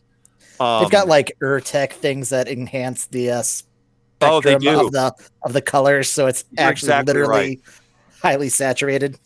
Oh, which means Quirk, you can see aspects of this that no one else can. Oh yeah. Hey, they're signaling to the honeybees. They are. Oh, not only can you see it, actually Gavesha can see it too for different reasons. And if Mav decided to attune in the right way, you could even see it. It might not be the thing that you think of first, but FYI. So yeah, the eighth color. Yeah, exactly. It's octarine, so it's super garish. It's just Dolman Ulfire. It's just crazy looking. So I like this. All right. So now, attending the funeral. Oh, I need to think about this. Oh, got it. Greg says, I'm receiving a broad transmission to all area ships. Should I patch it through? Yes. And Greg does so, and someone is in the middle of a eulogy. And because this was a high-ranking military official, the eulogy is a lot of just battles that he was in, and systems that he helped conquer, and incursions that he was instrumental in fighting off, and all of that. Is this is there video with this broadcast, or is Oh, it audio yeah, only? yeah, there'd have to be. Right. Okay, so Okay. there is. Yeah. So if there is video, Mav has put a mustache on the screen, and every time the speaker lines up with the mustache, she encourages everybody to take a shot. Because there's no way your ship doesn't have a full bar. Yeah. And this so is it's a MacLeod funeral. This is a celebration. it is. It totally is. At one point, Greg says, "Oh, I get it. I'm an assistant ship now." Well done. That was clever, Coyle. Yeah, well, just I don't know, and I just panicked. Simply employing a very common military strategy known as bluffing. Gotta get you to panic more often. I'm kind of in you're- a constant you're- state of it, so you are it's actually kind of focused. hard to tell. Yeah, but at the same time, no, I don't know how long they're gonna. I don't know how long this is gonna fool them. I mean, if they're Again. just droning through, then it should be fine. I mean, they're not paying attention to us. They're paying attention to that big 1,000-foot holo of the Pretty much. the Grand Warlord up there. And speaking of which, every now and then, when the video switches from one person giving a speech to the next person giving a speech, some other ship is out there apparently filming establishing shots. So every now and then, it'll cut to a shot of the entire procession, or maybe just a section of it. And those of you paying attention to the place that your ship is, which is probably most of you at some point, the place that your ship is has a ship in it, but it doesn't look like your ship usually does. Oh, Greg learned how to bluff. It looks exactly like the other assistance ships. That is amazing. Oh, when Greg said he's a servitor ship, he Yeah. Good Yes. job, Greg. the big brain on great. Greg. Wow. Okay. Okay. Great. Huh. Right. I'm wondering. Do you happen to know? Is this procession going to go like around the sun? Is there like a? Do you know how close we're going to get? Oh, that's a good question. Coyle is asking Mav basically. Yeah, I was going to say, Mav has the information on this. Yeah. So anything, Brittany, anything Mav says is right. So what is what? But well, because like Mav's the one with the highest education here, and I know you've studied MacLeod specifically, so you know their funeral rites. What's going on? I think that they are very big on pomp. They're very pompous people, so I feel like it would be one speedy rotation per let's say year served in this position. But it's not at a slow speed. So they are orbiting this sun in a representation of the time that they gave. But in a way that will not have people aging while they are at the funeral. Right. Because this guy had a long career, so that's a Okay. good point. Okay. All right. This So could take a while. I have a I got a really sort of a silly thought here, possibly. Oh, I'm eager to hear Feel it. free to talk me out of it. This thought, you don't really need to talk me out of it. So if that's the case, if we're getting in there and our servitor cluster is going to be going in at that point, the sun might interfere with, might produce enough interference. We might be able to slip out when we're at the right point in the orbit. Sure. We could flag a technical difficulty that would require us to gain some distance. Like, let's say that we flag that we're having a reactor malfunction and need to gain so much space, and then just kind of pew. Yeah. Oh, and since we're low class, they won't even bother checking in on us. No, they wouldn't. Yeah. We're disposable assets. Oh. Yeah. So what if those guys blow up? Classism? Yeah, exactly. So what if those guys blow up? Just do it away from us. Yeah. That sounds like a solid plan. Okay, so time passes, which gives you enough time to set this up. What it really means is, what are we going to call this roll, and who's going to make it? I mean, if we're gonna fake a plasma discharge or something, that'd be what, like rig? Yeah. That rig is perfect for that. Yeah, I can do that. So do we want Coil to lead that role because Coil is responsible for the main part of the deception? Because that's a fair point. Because honestly, the piloting part of it is not terribly challenging. But I do have a question for you. Is once you've zipped away from that, what are you doing? You're zipping where? Probably, yeah, like ride through the I don't know, like ride behind like a solar flare, like little plasma discharge or something, so we can just like zip out through that shadow. Okay, and what's your destination once you've left it? Just away, or do you have a specific? At this point, away.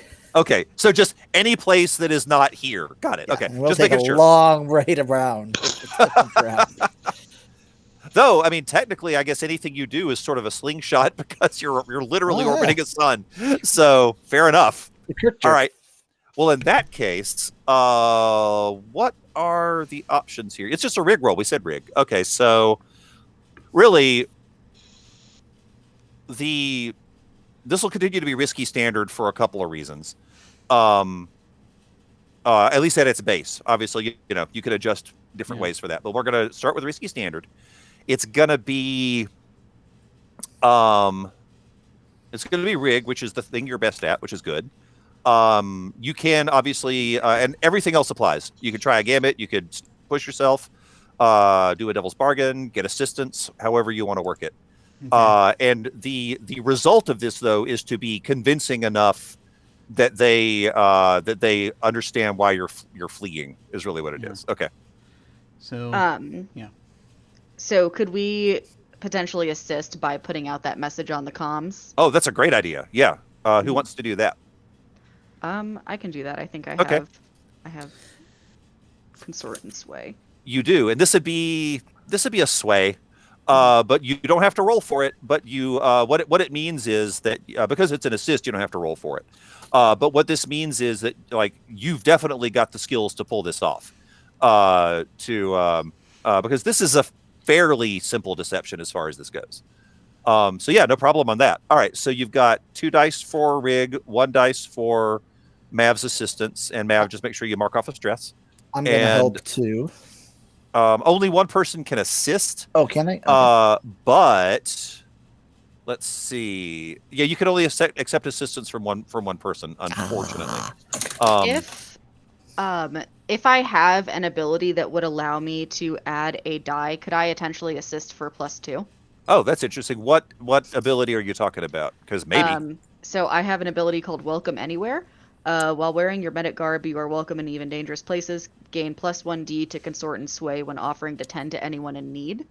So if I were to make this if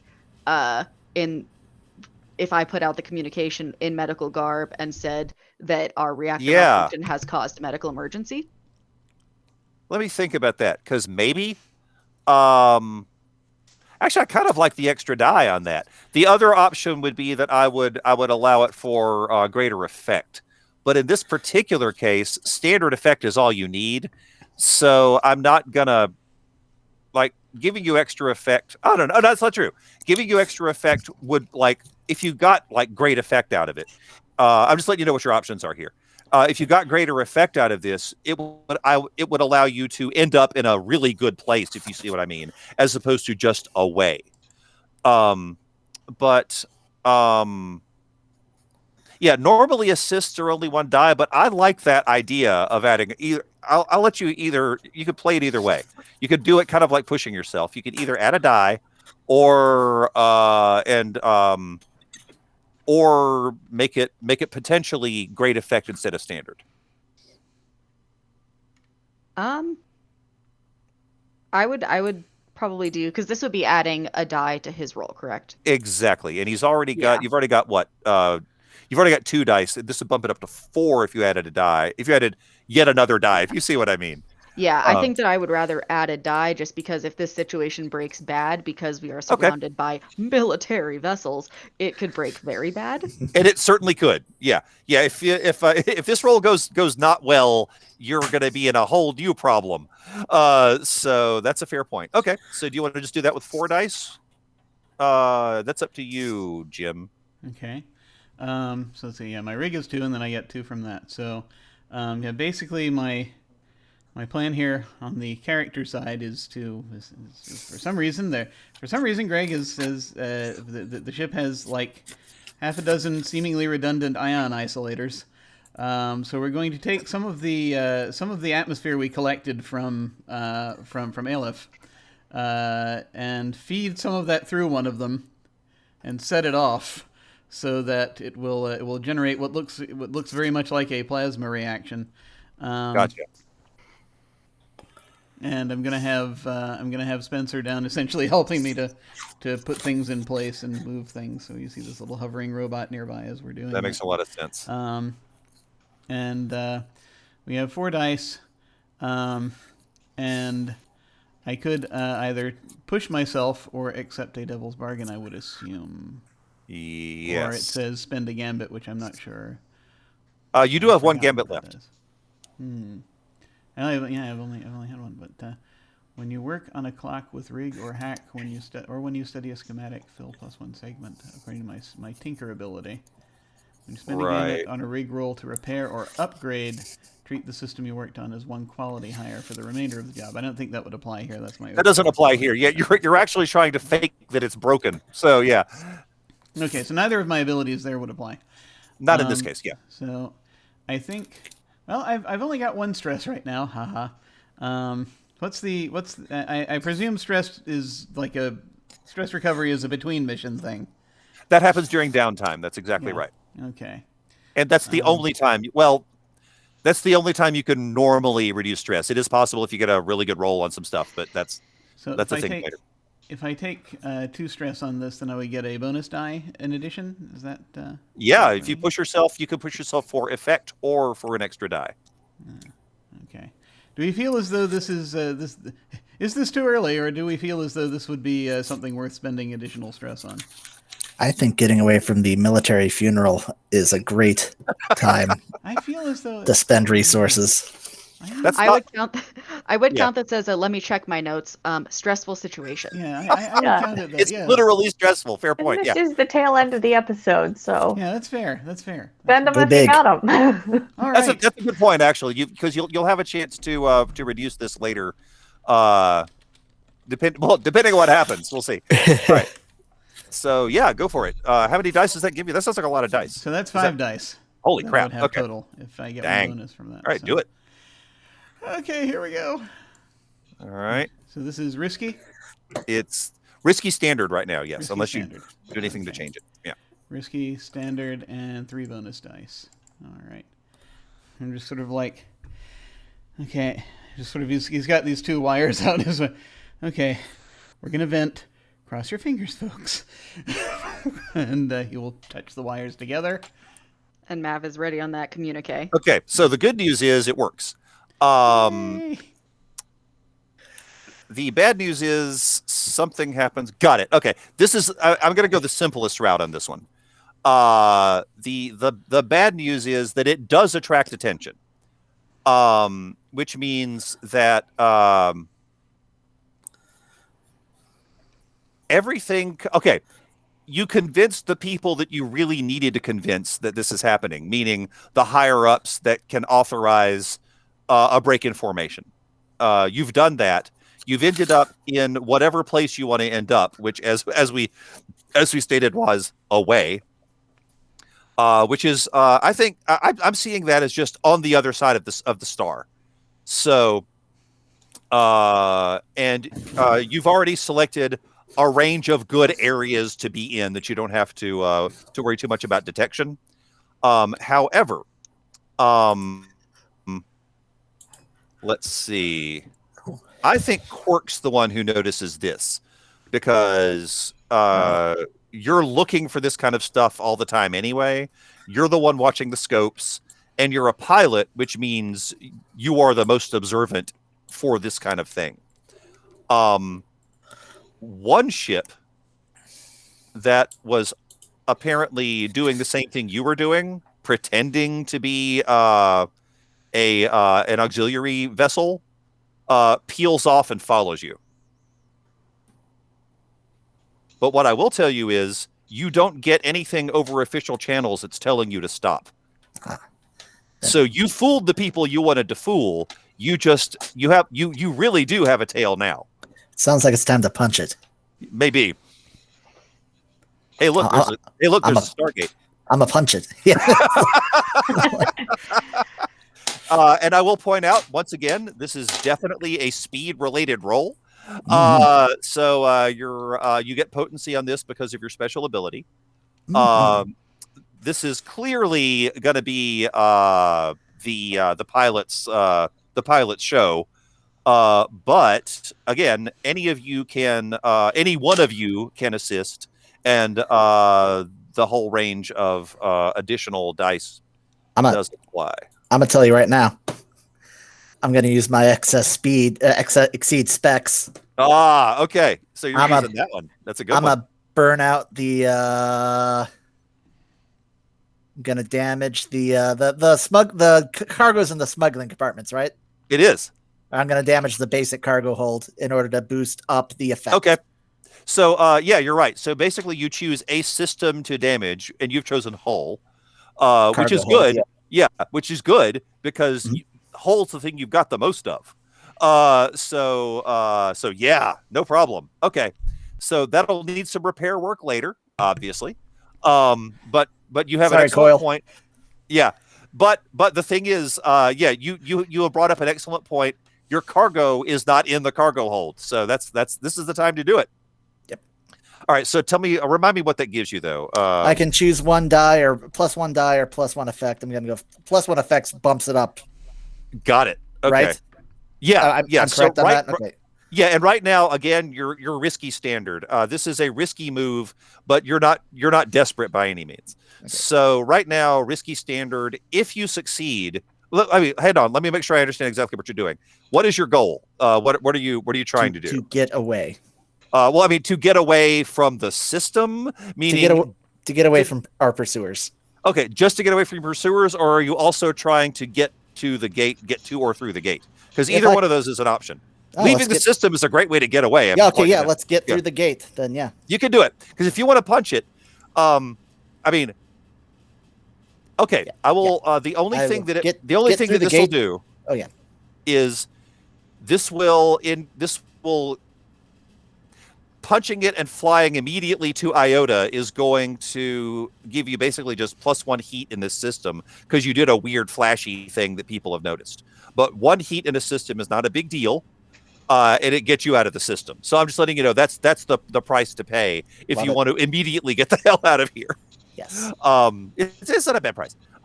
So okay, not a problem. So you're punching it. You've set a course for the gate. Yep. You're punching it, and basically what you're doing is you're skipping the line because normally there is just there's a queue waiting to get through the gate, and they do their normal checks, and it's crashing through the toll gate. Yeah, exactly. It's kind of like let them truckers roll. Right. It's kind of that's it. This is it. Yes. And you literally are space truckers. Okay, so that's it. All right. So are you choosing extra die or extra effect on this? The extra effect that bumps it from like partial success to total success. Well, actually, what this will do is it'll bump it from standard success to great success. Okay. So yeah, if you succeed at all, if you get a 4, 5, or a 6, great effect happens. Okay. A 4 or a 5 will still give you some sort of a consequence, like you got with the last one, but your great effect cannot be removed if you succeed. So you're good on that. I'm gonna do the. All right. So the let's see what else. Yeah, let's just run through the other options, just because. I'm gonna spend stress too. Okay, so you're pushing yourself as well. Yep. You That's can do too that. stressed. Yeah, too stressed to push yourself. And again, same deal as your special ability. You can do you want to push yourself for the extra? Actually, no. You kind of have to push yourself for the extra die on this. Technically, there is an effect above great. I think you can call it extreme, but I don't know what I'd give you on that one. I'll be honest. So I think I'd recommend an extra die on that one. So okay, so you've got your helm, which is 2. You've got your extra die from pushing. You've got greater effect from your special ability. So we're looking at what, 3 dice right now? That is correct. Okay. Anyone else want to throw anything in? And you still have a gambit. Those don't refresh at the end. Those don't refresh until those refresh after downtime. But I will tell okay. you, you're getting pretty close to downtime. Oh. So you're not far away from it.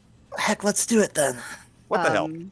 Maybe if Mav knows something about Quirk that especially relaxes him, like a certain type of music that he normally plays to get in the zone, she could just kind of quietly route that to the pilot That ain't station. bad. Quirk, tell us what helps you. Yeah, old school improvisational Maroc Maroc ska. Oh, nice. Which I think that she would have a torturous to human ears. Even better. It's full of bird noises, isn't it? Yeah. That's good. 7th wave improvisational Maroc ska. 7th wave, that's the one. Yeah. So Mav pulls out earplugs for the rest of us and wires that tape into the cockpit. I love it. Philistines. Okay, so we're at 4 dice. Am I doing the math right? Yes. Okay, so do your helm roll at 4 All right. dice. 4 dice. And this is going to be risky great. Risky. Great.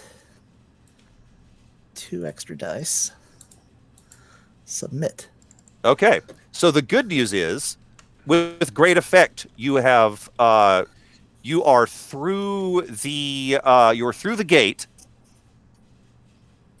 I think in this case it's going to damage more than you expected. I think that That seems fair. yeah. So you've damaged the hull. What do we want to do? How about your comms are out? Sounds good. It blows your comms, and The music turned up too high.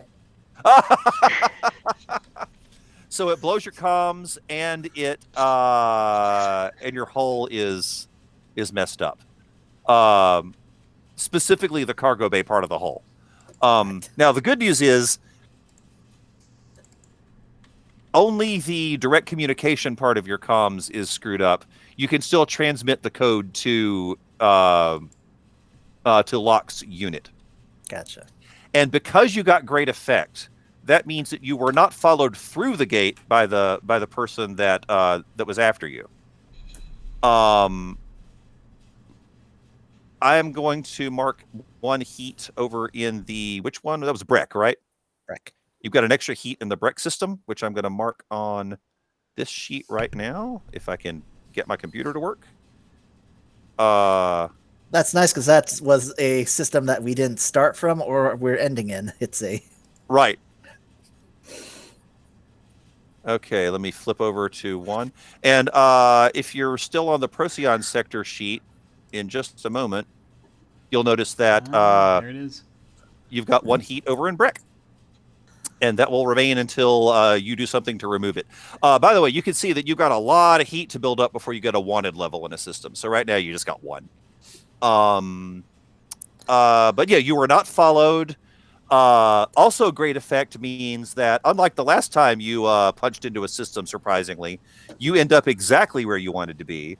and you can make a beeline for. You're not going to have any trouble getting to the storage unit and doing the drop off, because that's what great effect gets you. So that part's fine, and you transmit the you transmit the information through like your kind of regular just hello, we're a normal ship system, as opposed to trying to communicate to anyone, which right now you simply cannot do. So good thing that's not required. And the drop off goes without a hitch, assuming that you do drop it off in the manner that you were asked to do. Yes. I don't want to make any assumptions here, but you are free to screw over your client. But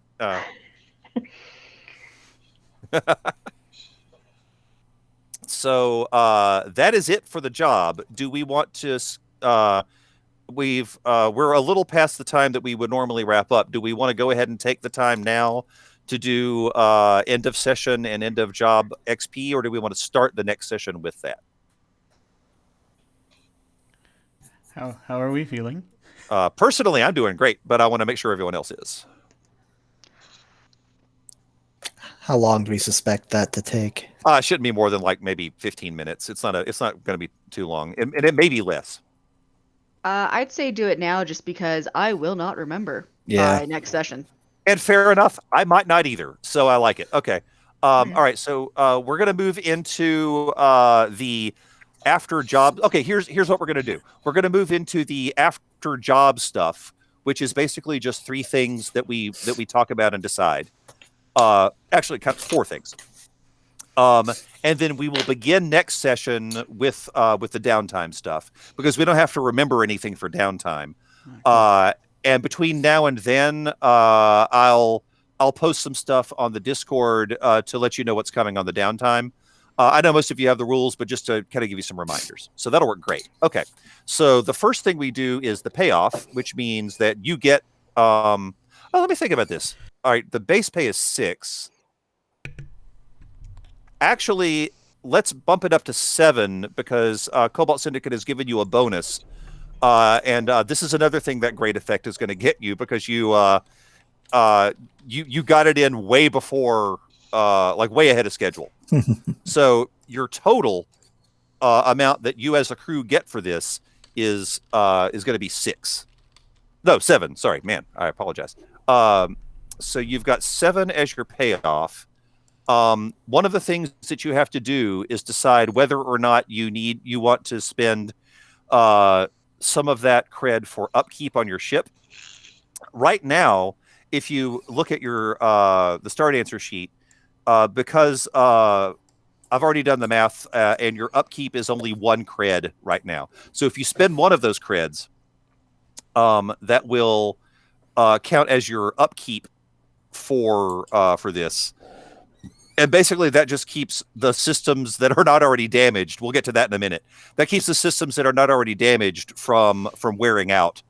And so spending the upkeep now is going to keep you from having to worry about that later. Let's do that. Okay, so I feel like Coil would appreciate the rest of us a lot more if we do that. I don't want to speak for Coil, but that sounds right. Okay. He would. Okay, so I know my mechanic. So that brings us down to 6 cred, which means now you can let's see. From now you can divide that among the crew members as you see fit. Right now, your ship as a crew, you still have the 2 cred that you started off with, and so there is a difference between personal cred and cred that you spend for your ship. And you can add, so you can divide this up. You can divide the 6 cred up in any way that you see fit, meaning you can put some more of it into the ship. I think the maximum you can have on the ship is 4 before you are forced to spend it. And also you can decide to pay each of your crew members some amount of that cred as well. So those are your options now that you've done your upkeep. So you've got 6 cred 4 people and 1 ship. So however you want to do that. One each, and then put the remainder in the ship. Yeah, that's what I was going to say. Sounds Okay. good. Which I think maxes out your ship cred, which is pretty good. And you may need to spend some of that to do some repairs. We'll have to look that up during downtime. I'll have to remind myself how that works. But I know that's a next week us problem. So we'll push that forward, shall we say? All right. So that's that bit. Let's get over to the next one, and I think that's going to be payoff and upkeep. We just did that. Oh, we need to decide heat. Okay. So the system that we are talking about here, interestingly enough, okay, we could make a couple of. Let's decide which. First off, let's decide which system we're going to assign heat to, and heat is just what it sounds like. It's how much people in a particular system are aware of you and maybe looking for you, or if it gets high enough, actively hunting you. So let's see. After a job or conflict with an opponent, your crew takes heat according to how the job played out. So you've really got 2 systems here. Iota, you have 0 heat in Iota because everything was clean once you got here. The place you made the most noise, oddly enough, was Breck, which wasn't supposed to be involved at all. You already have 1 heat in Breck. You could add some more to that again because of all the noise you made. Yeah, honestly, I think we're going to have to do Breck because you were super quiet on your way out of Rin too. All right, so let's decide. Here are your options: completely quiet, others are blamed; smooth and quiet, low exposure; contained, standard exposure; loud and chaotic, high exposure; or wild, devastating exposure. So let's see. You definitely weren't completely quiet in Breck. You made some noise, but you covered it up pretty well. What do you think? Probably standard. Yeah. Yeah, because you were noticed right at the end. But they were also like hiding as well. They weren't. That's true. They weren't a local authority. It seemed like. That's actually a really good point. Tell you what, let's mark that as 1 heat and to reflect the fact that it's not necessarily the actual system officials who are looking for you. It's someone else. Okay. Yeah, so we're gonna your heat and Breck, your total heat and Breck is gonna be 2. And I'll get that marked up in just a minute. You are not wanted by any means. The next thing I get to do is mark entanglements, and that's going to be the end of the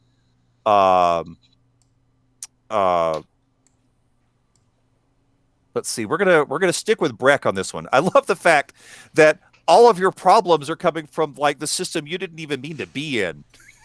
You just showed up and screwed things up for a couple of people. All right, so I am gonna make the roll. Okay, so now the final question I have for you. I get to make a roll to decide what entanglements you pick up from this. An entanglement is basically to decide whether some other problem rears its head in order because of the stuff you did. Do you want me to just roll that? We'll tell you what. I'm going to make the fortune roll. Let's see. It's just 1 die. Yep, just 1 die. All right, hang tight.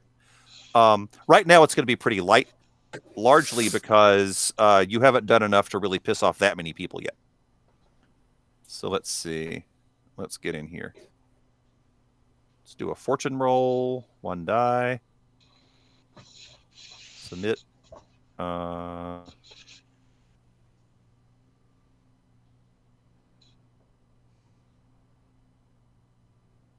right. What does that give us? That's going to be entanglements. That's a 4. Yep. Okay, so a 4 at your current level. I will now consult the tome. Wait. Come back up. Haha. Okay. what that means is a faction that you have. Right now you don't have any. Right now, okay. Right now, this doesn't have any effect on you, but it does mean that you have attracted the attention. You have attracted greater attention from a faction that you have positive status with. So what are those factions? You've got Maelstrom. Who else likes you? Cobalt, obviously. Are those the only two that you've got positive with? Am I remembering that right? Let's look. As a group? Yeah. So that's what? Actually, Cult of the Seekers, you actually have positive status with as well. All right. So I think in this case, because you obviously have pleased the Cobalt Syndicate, I'll let you decide. Would you rather have a Cobalt Syndicate? They're like, you did great on this job. Now we're going to ask you for another favor, by which I mean, they mean job. They will pay you for it. Or do you want, say, the Maelstrom to take note of this, and you get something cool out of that? Which would you prefer?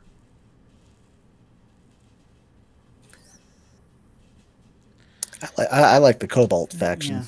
Okay, and that would be a road towards bumping up your status from +1 to +2, which is a big deal. And if you get to +3 with someone, you are officially allied with them, and you get some benefits out of that.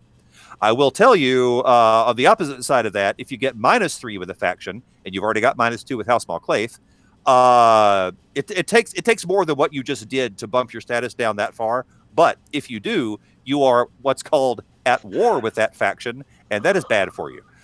So we could detail that if you get close enough to -3, but just wanted to let you know. All right, so that is everything except the downtime, and we will begin next session with the downtime, which is great, because the downtime can actually take a fair amount of a session. Sometimes the downtime can take an entire session, depending on what it is you want to do. So between now and then, I will make sure you know what your options are for downtime, so you can spend some time thinking about it. And then next week, assuming that we're all able to gather for this, you can everyone will get 2 downtime actions, and we'll start with that. And congratulations on your first mission. That was a success. Yay! Can you tell us where we ended up going for the to drop it off, or anything about that, or do you want to talk about that next time? Yeah, I can give you more details later, but you are it's a storage facility orbiting the planet Indri, which is in the Iota system.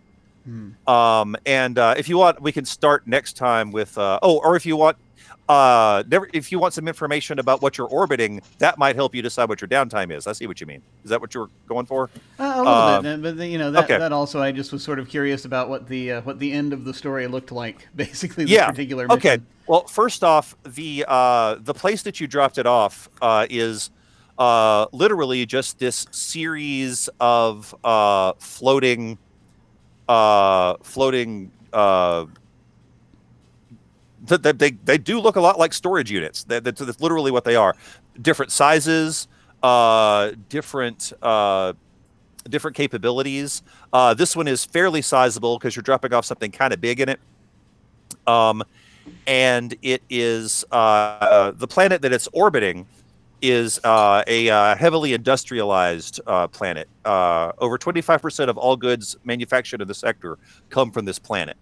The planet is not as hostile to life as, say, Aleph, but it is actually still hostile in one way because it's so heavily industrialized that the air is poisonous. It's just poisonous because of all the smog and factories in the area. However, it is a place where you can get a lot of cool stuff. And I can give you some more information on that one. Other things that are in this system is a place called Amarath, which is a planet that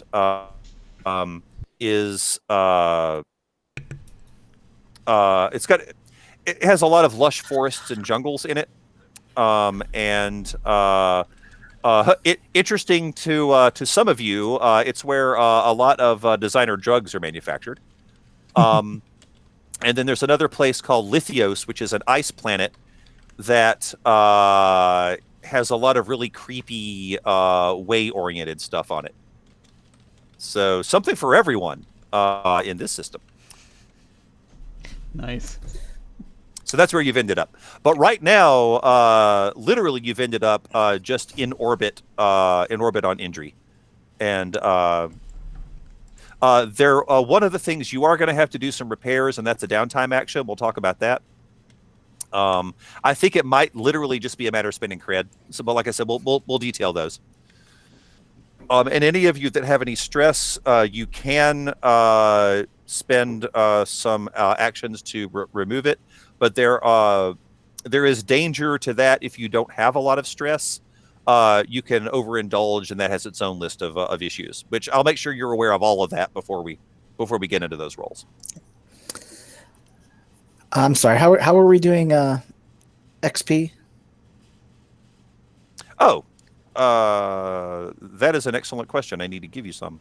So the XP, nobody made any desperate rolls, right? We didn't do that yet. So for the record, when you make a desperate roll, you give yourself an XP in whatever stat you use for that roll, or whatever overarching stat. But that is not a thing for you right now. So in order, actually, I'm sorry, I'm glad you said that. We do XP in two different phases. We do XP for each of the characters, and then we do XP for the crew, which means you're technically sort of adding it to your ship. Right. So let's do character stuff first, and I basically just have a list of questions for each of you, is what it boils down to. So let's see. Why don't we start, since you're the one that brought it up, we'll start with Quirk. Okay.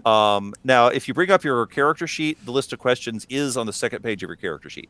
Mm-hmm. And let's see. I think the first one you've definitely handled. Let's get over here, though. Yes. So, did you address any challenges with speed or flair?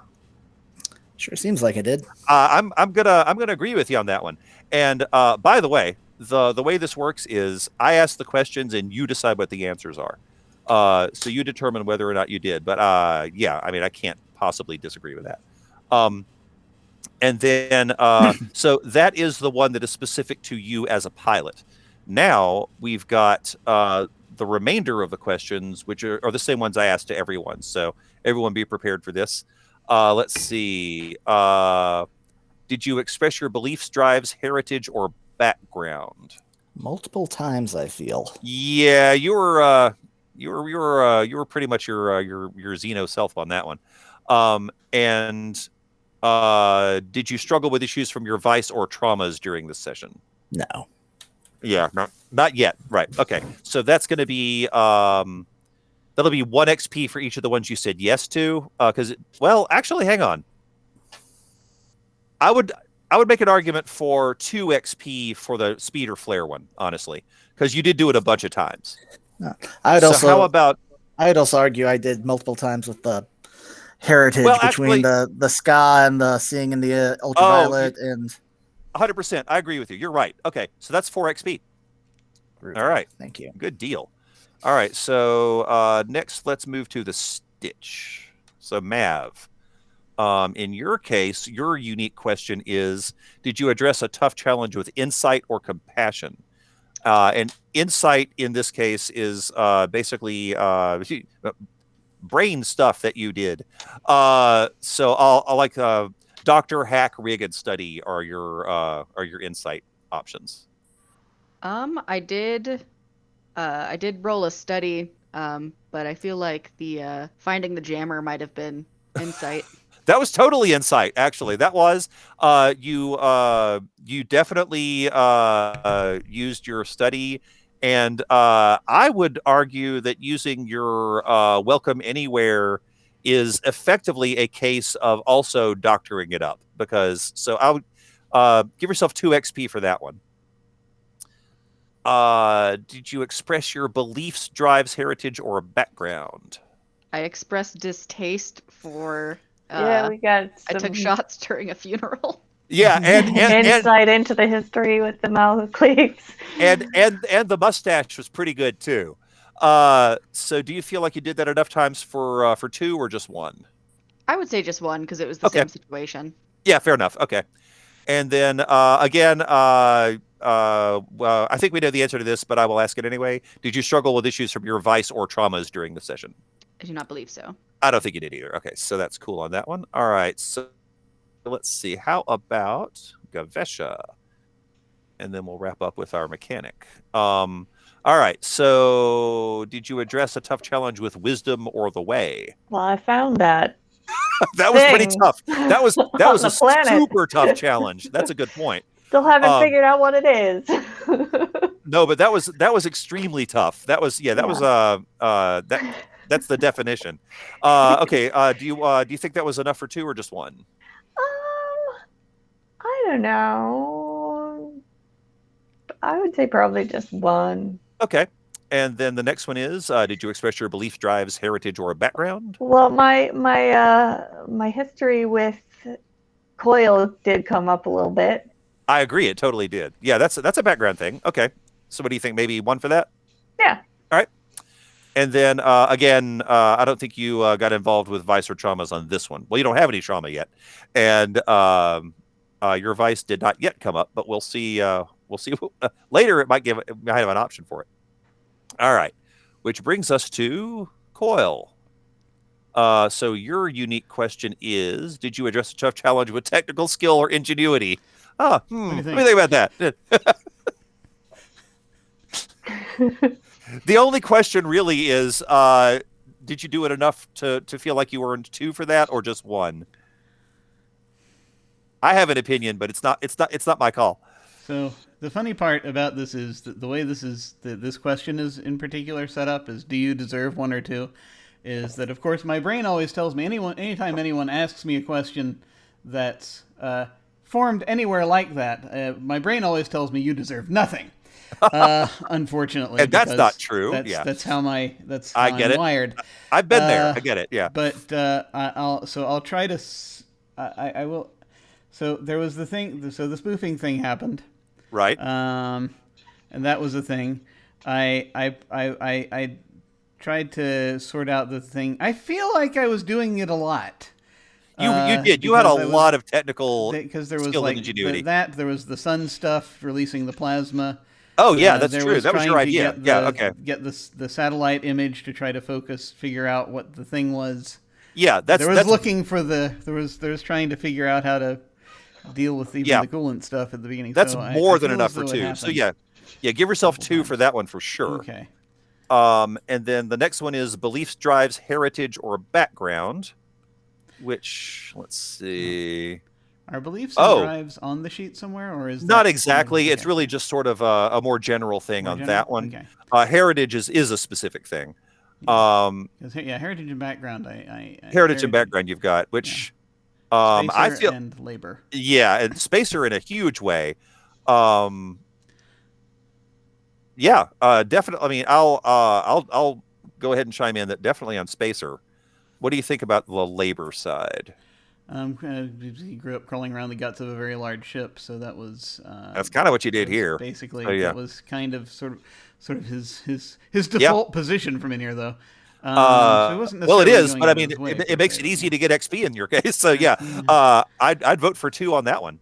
And then again, I don't believe you struggle with any issues from your vice or traumas. No, not really. Wait, what is your vice? Your vice is actually his obligation.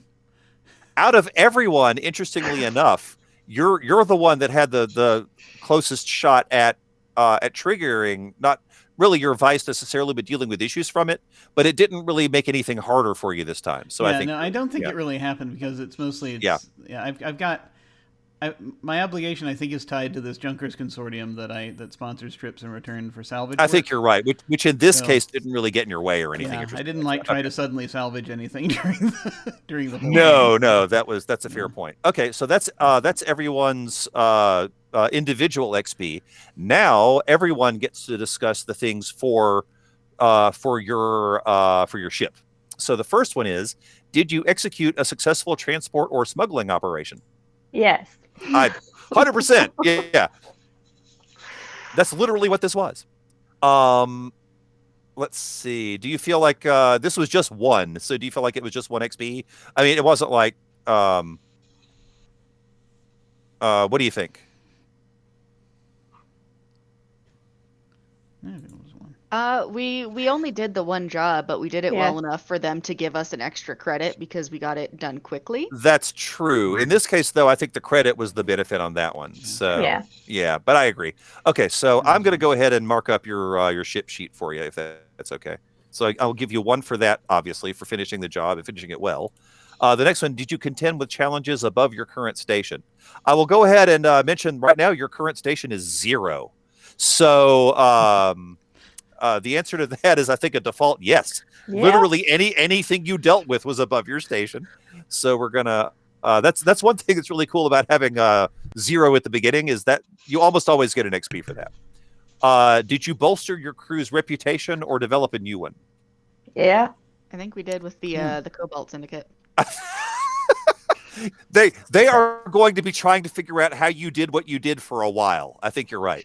Okay, and then the last one is, did you express the goals, drives, inner conflict, or essential nature of the crew? And that's up to you to decide what those are, what your kind of crew's whole thing is. It's really similar, by the way, to the reputation, but sometimes your reputation can be different from your essential nature, if you see what I mean.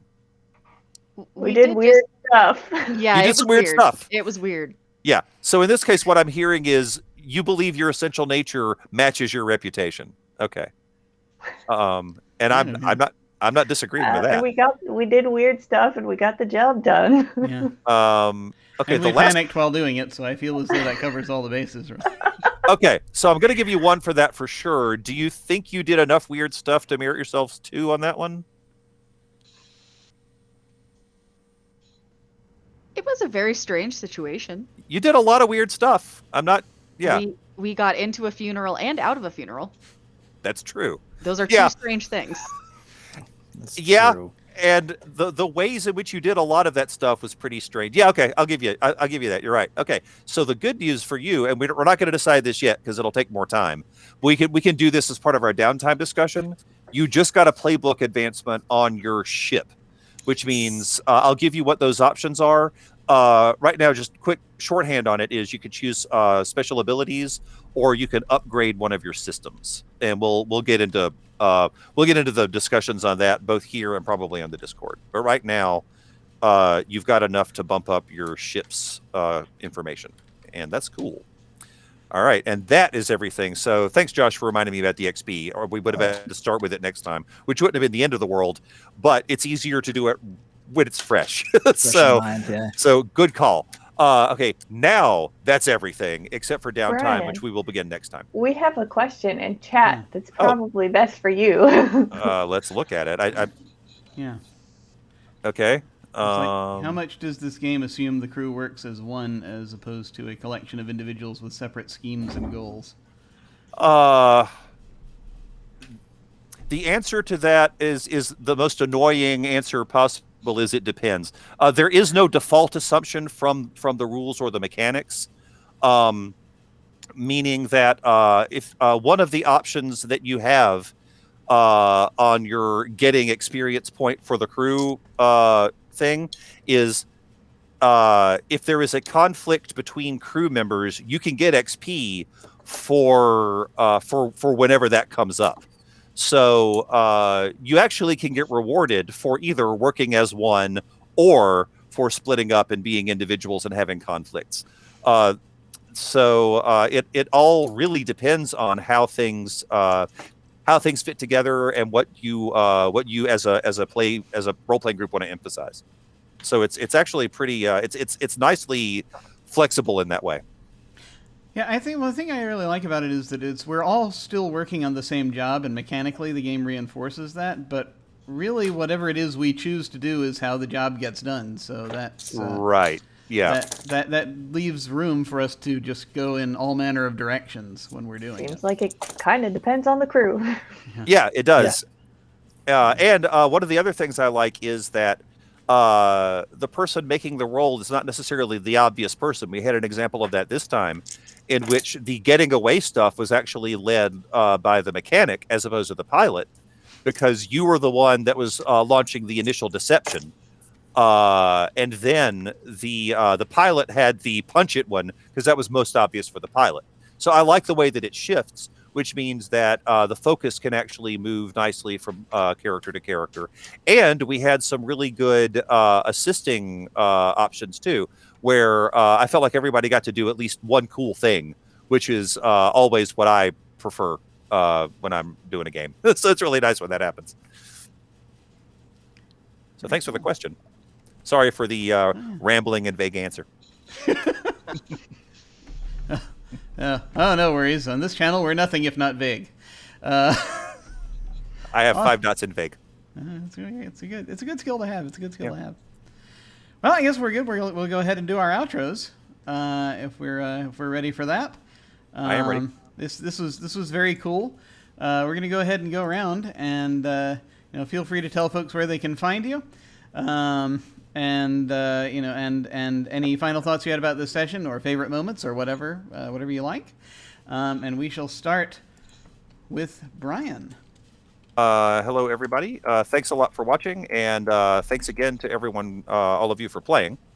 I'm Brian Cooksey. I am one of the co-hosts of the Armor Goes Clank podcast. That's kind of the main thing I do these days. But also I do a lot of role-playing editing, and I mostly just sort of show up on Jim's channel a lot and run games so I don't have to produce them, which is my favorite thing. Thanks again, Jim. Thank you. All right, now let us head then over to Josh. I'm Josh Burnett, illustrator, games designer. Bernie the Flump and all the things, BernieTheFlump.com, or go to DriveThruRPG, look up JLHB Polytechnic. That's my stuff there.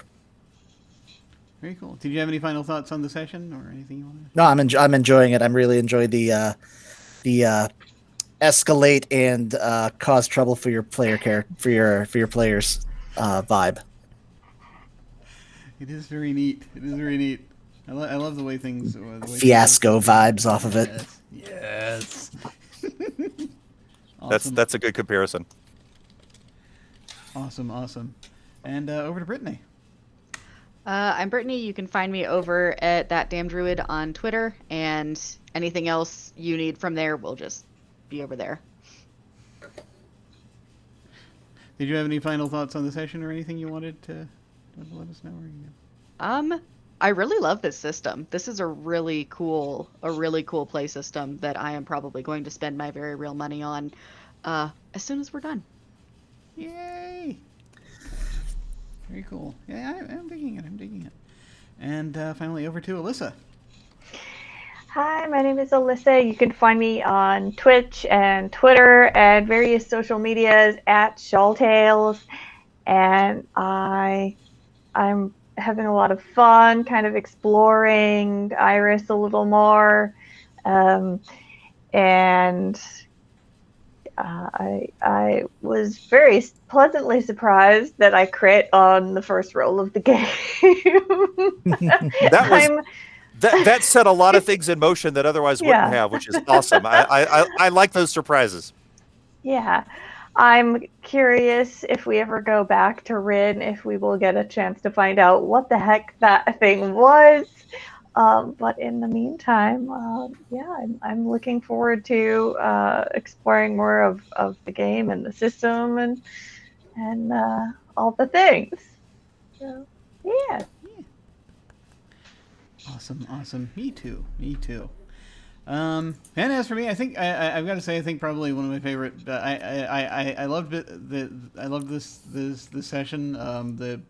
Starting off with just playing this game with Greg to try to find the part that was glorious. I loved that. It also opens up more mysteries about the ship because there's clearly a dimensional thing going on of some kind. So that's well. At least I hope that's what it is, because the alternatives are too terrible to think about. So you know that when your best option is it's dimensional stuff going on. That means it's an interesting and deep thing that is happening, and so very, very pleased at that. Also, just loved that we were in there with the funeral. That was very cool. But yes, as for me, who am I? I am Jim. You can find me at OtherDoc on Twitch and Twitter. My website is jimyesthatjim.com, where you can find my Geek Observation podcast and links to my various other podcasts, audio dramas, writings, and such. There are links down below to my website, Twitter, YouTube channel, and various other things. So on this channel on Tuesday night, with any luck, we're going to be having the season finale of our Urban Shadows game, Lex Talionis, set in present-day Rome, Italy. That is currently the plan, at least. We'll see, but hopefully we'll have that. If not, it's, we'll just hang back for a few weeks and then come back later. Yeah, very, very, very cool stuff happening there.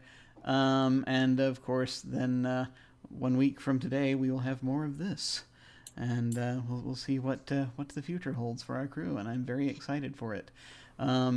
Personally, I still have that thing coming up that I'm not sure if I can talk about yet. It's got pushed back because real life does things.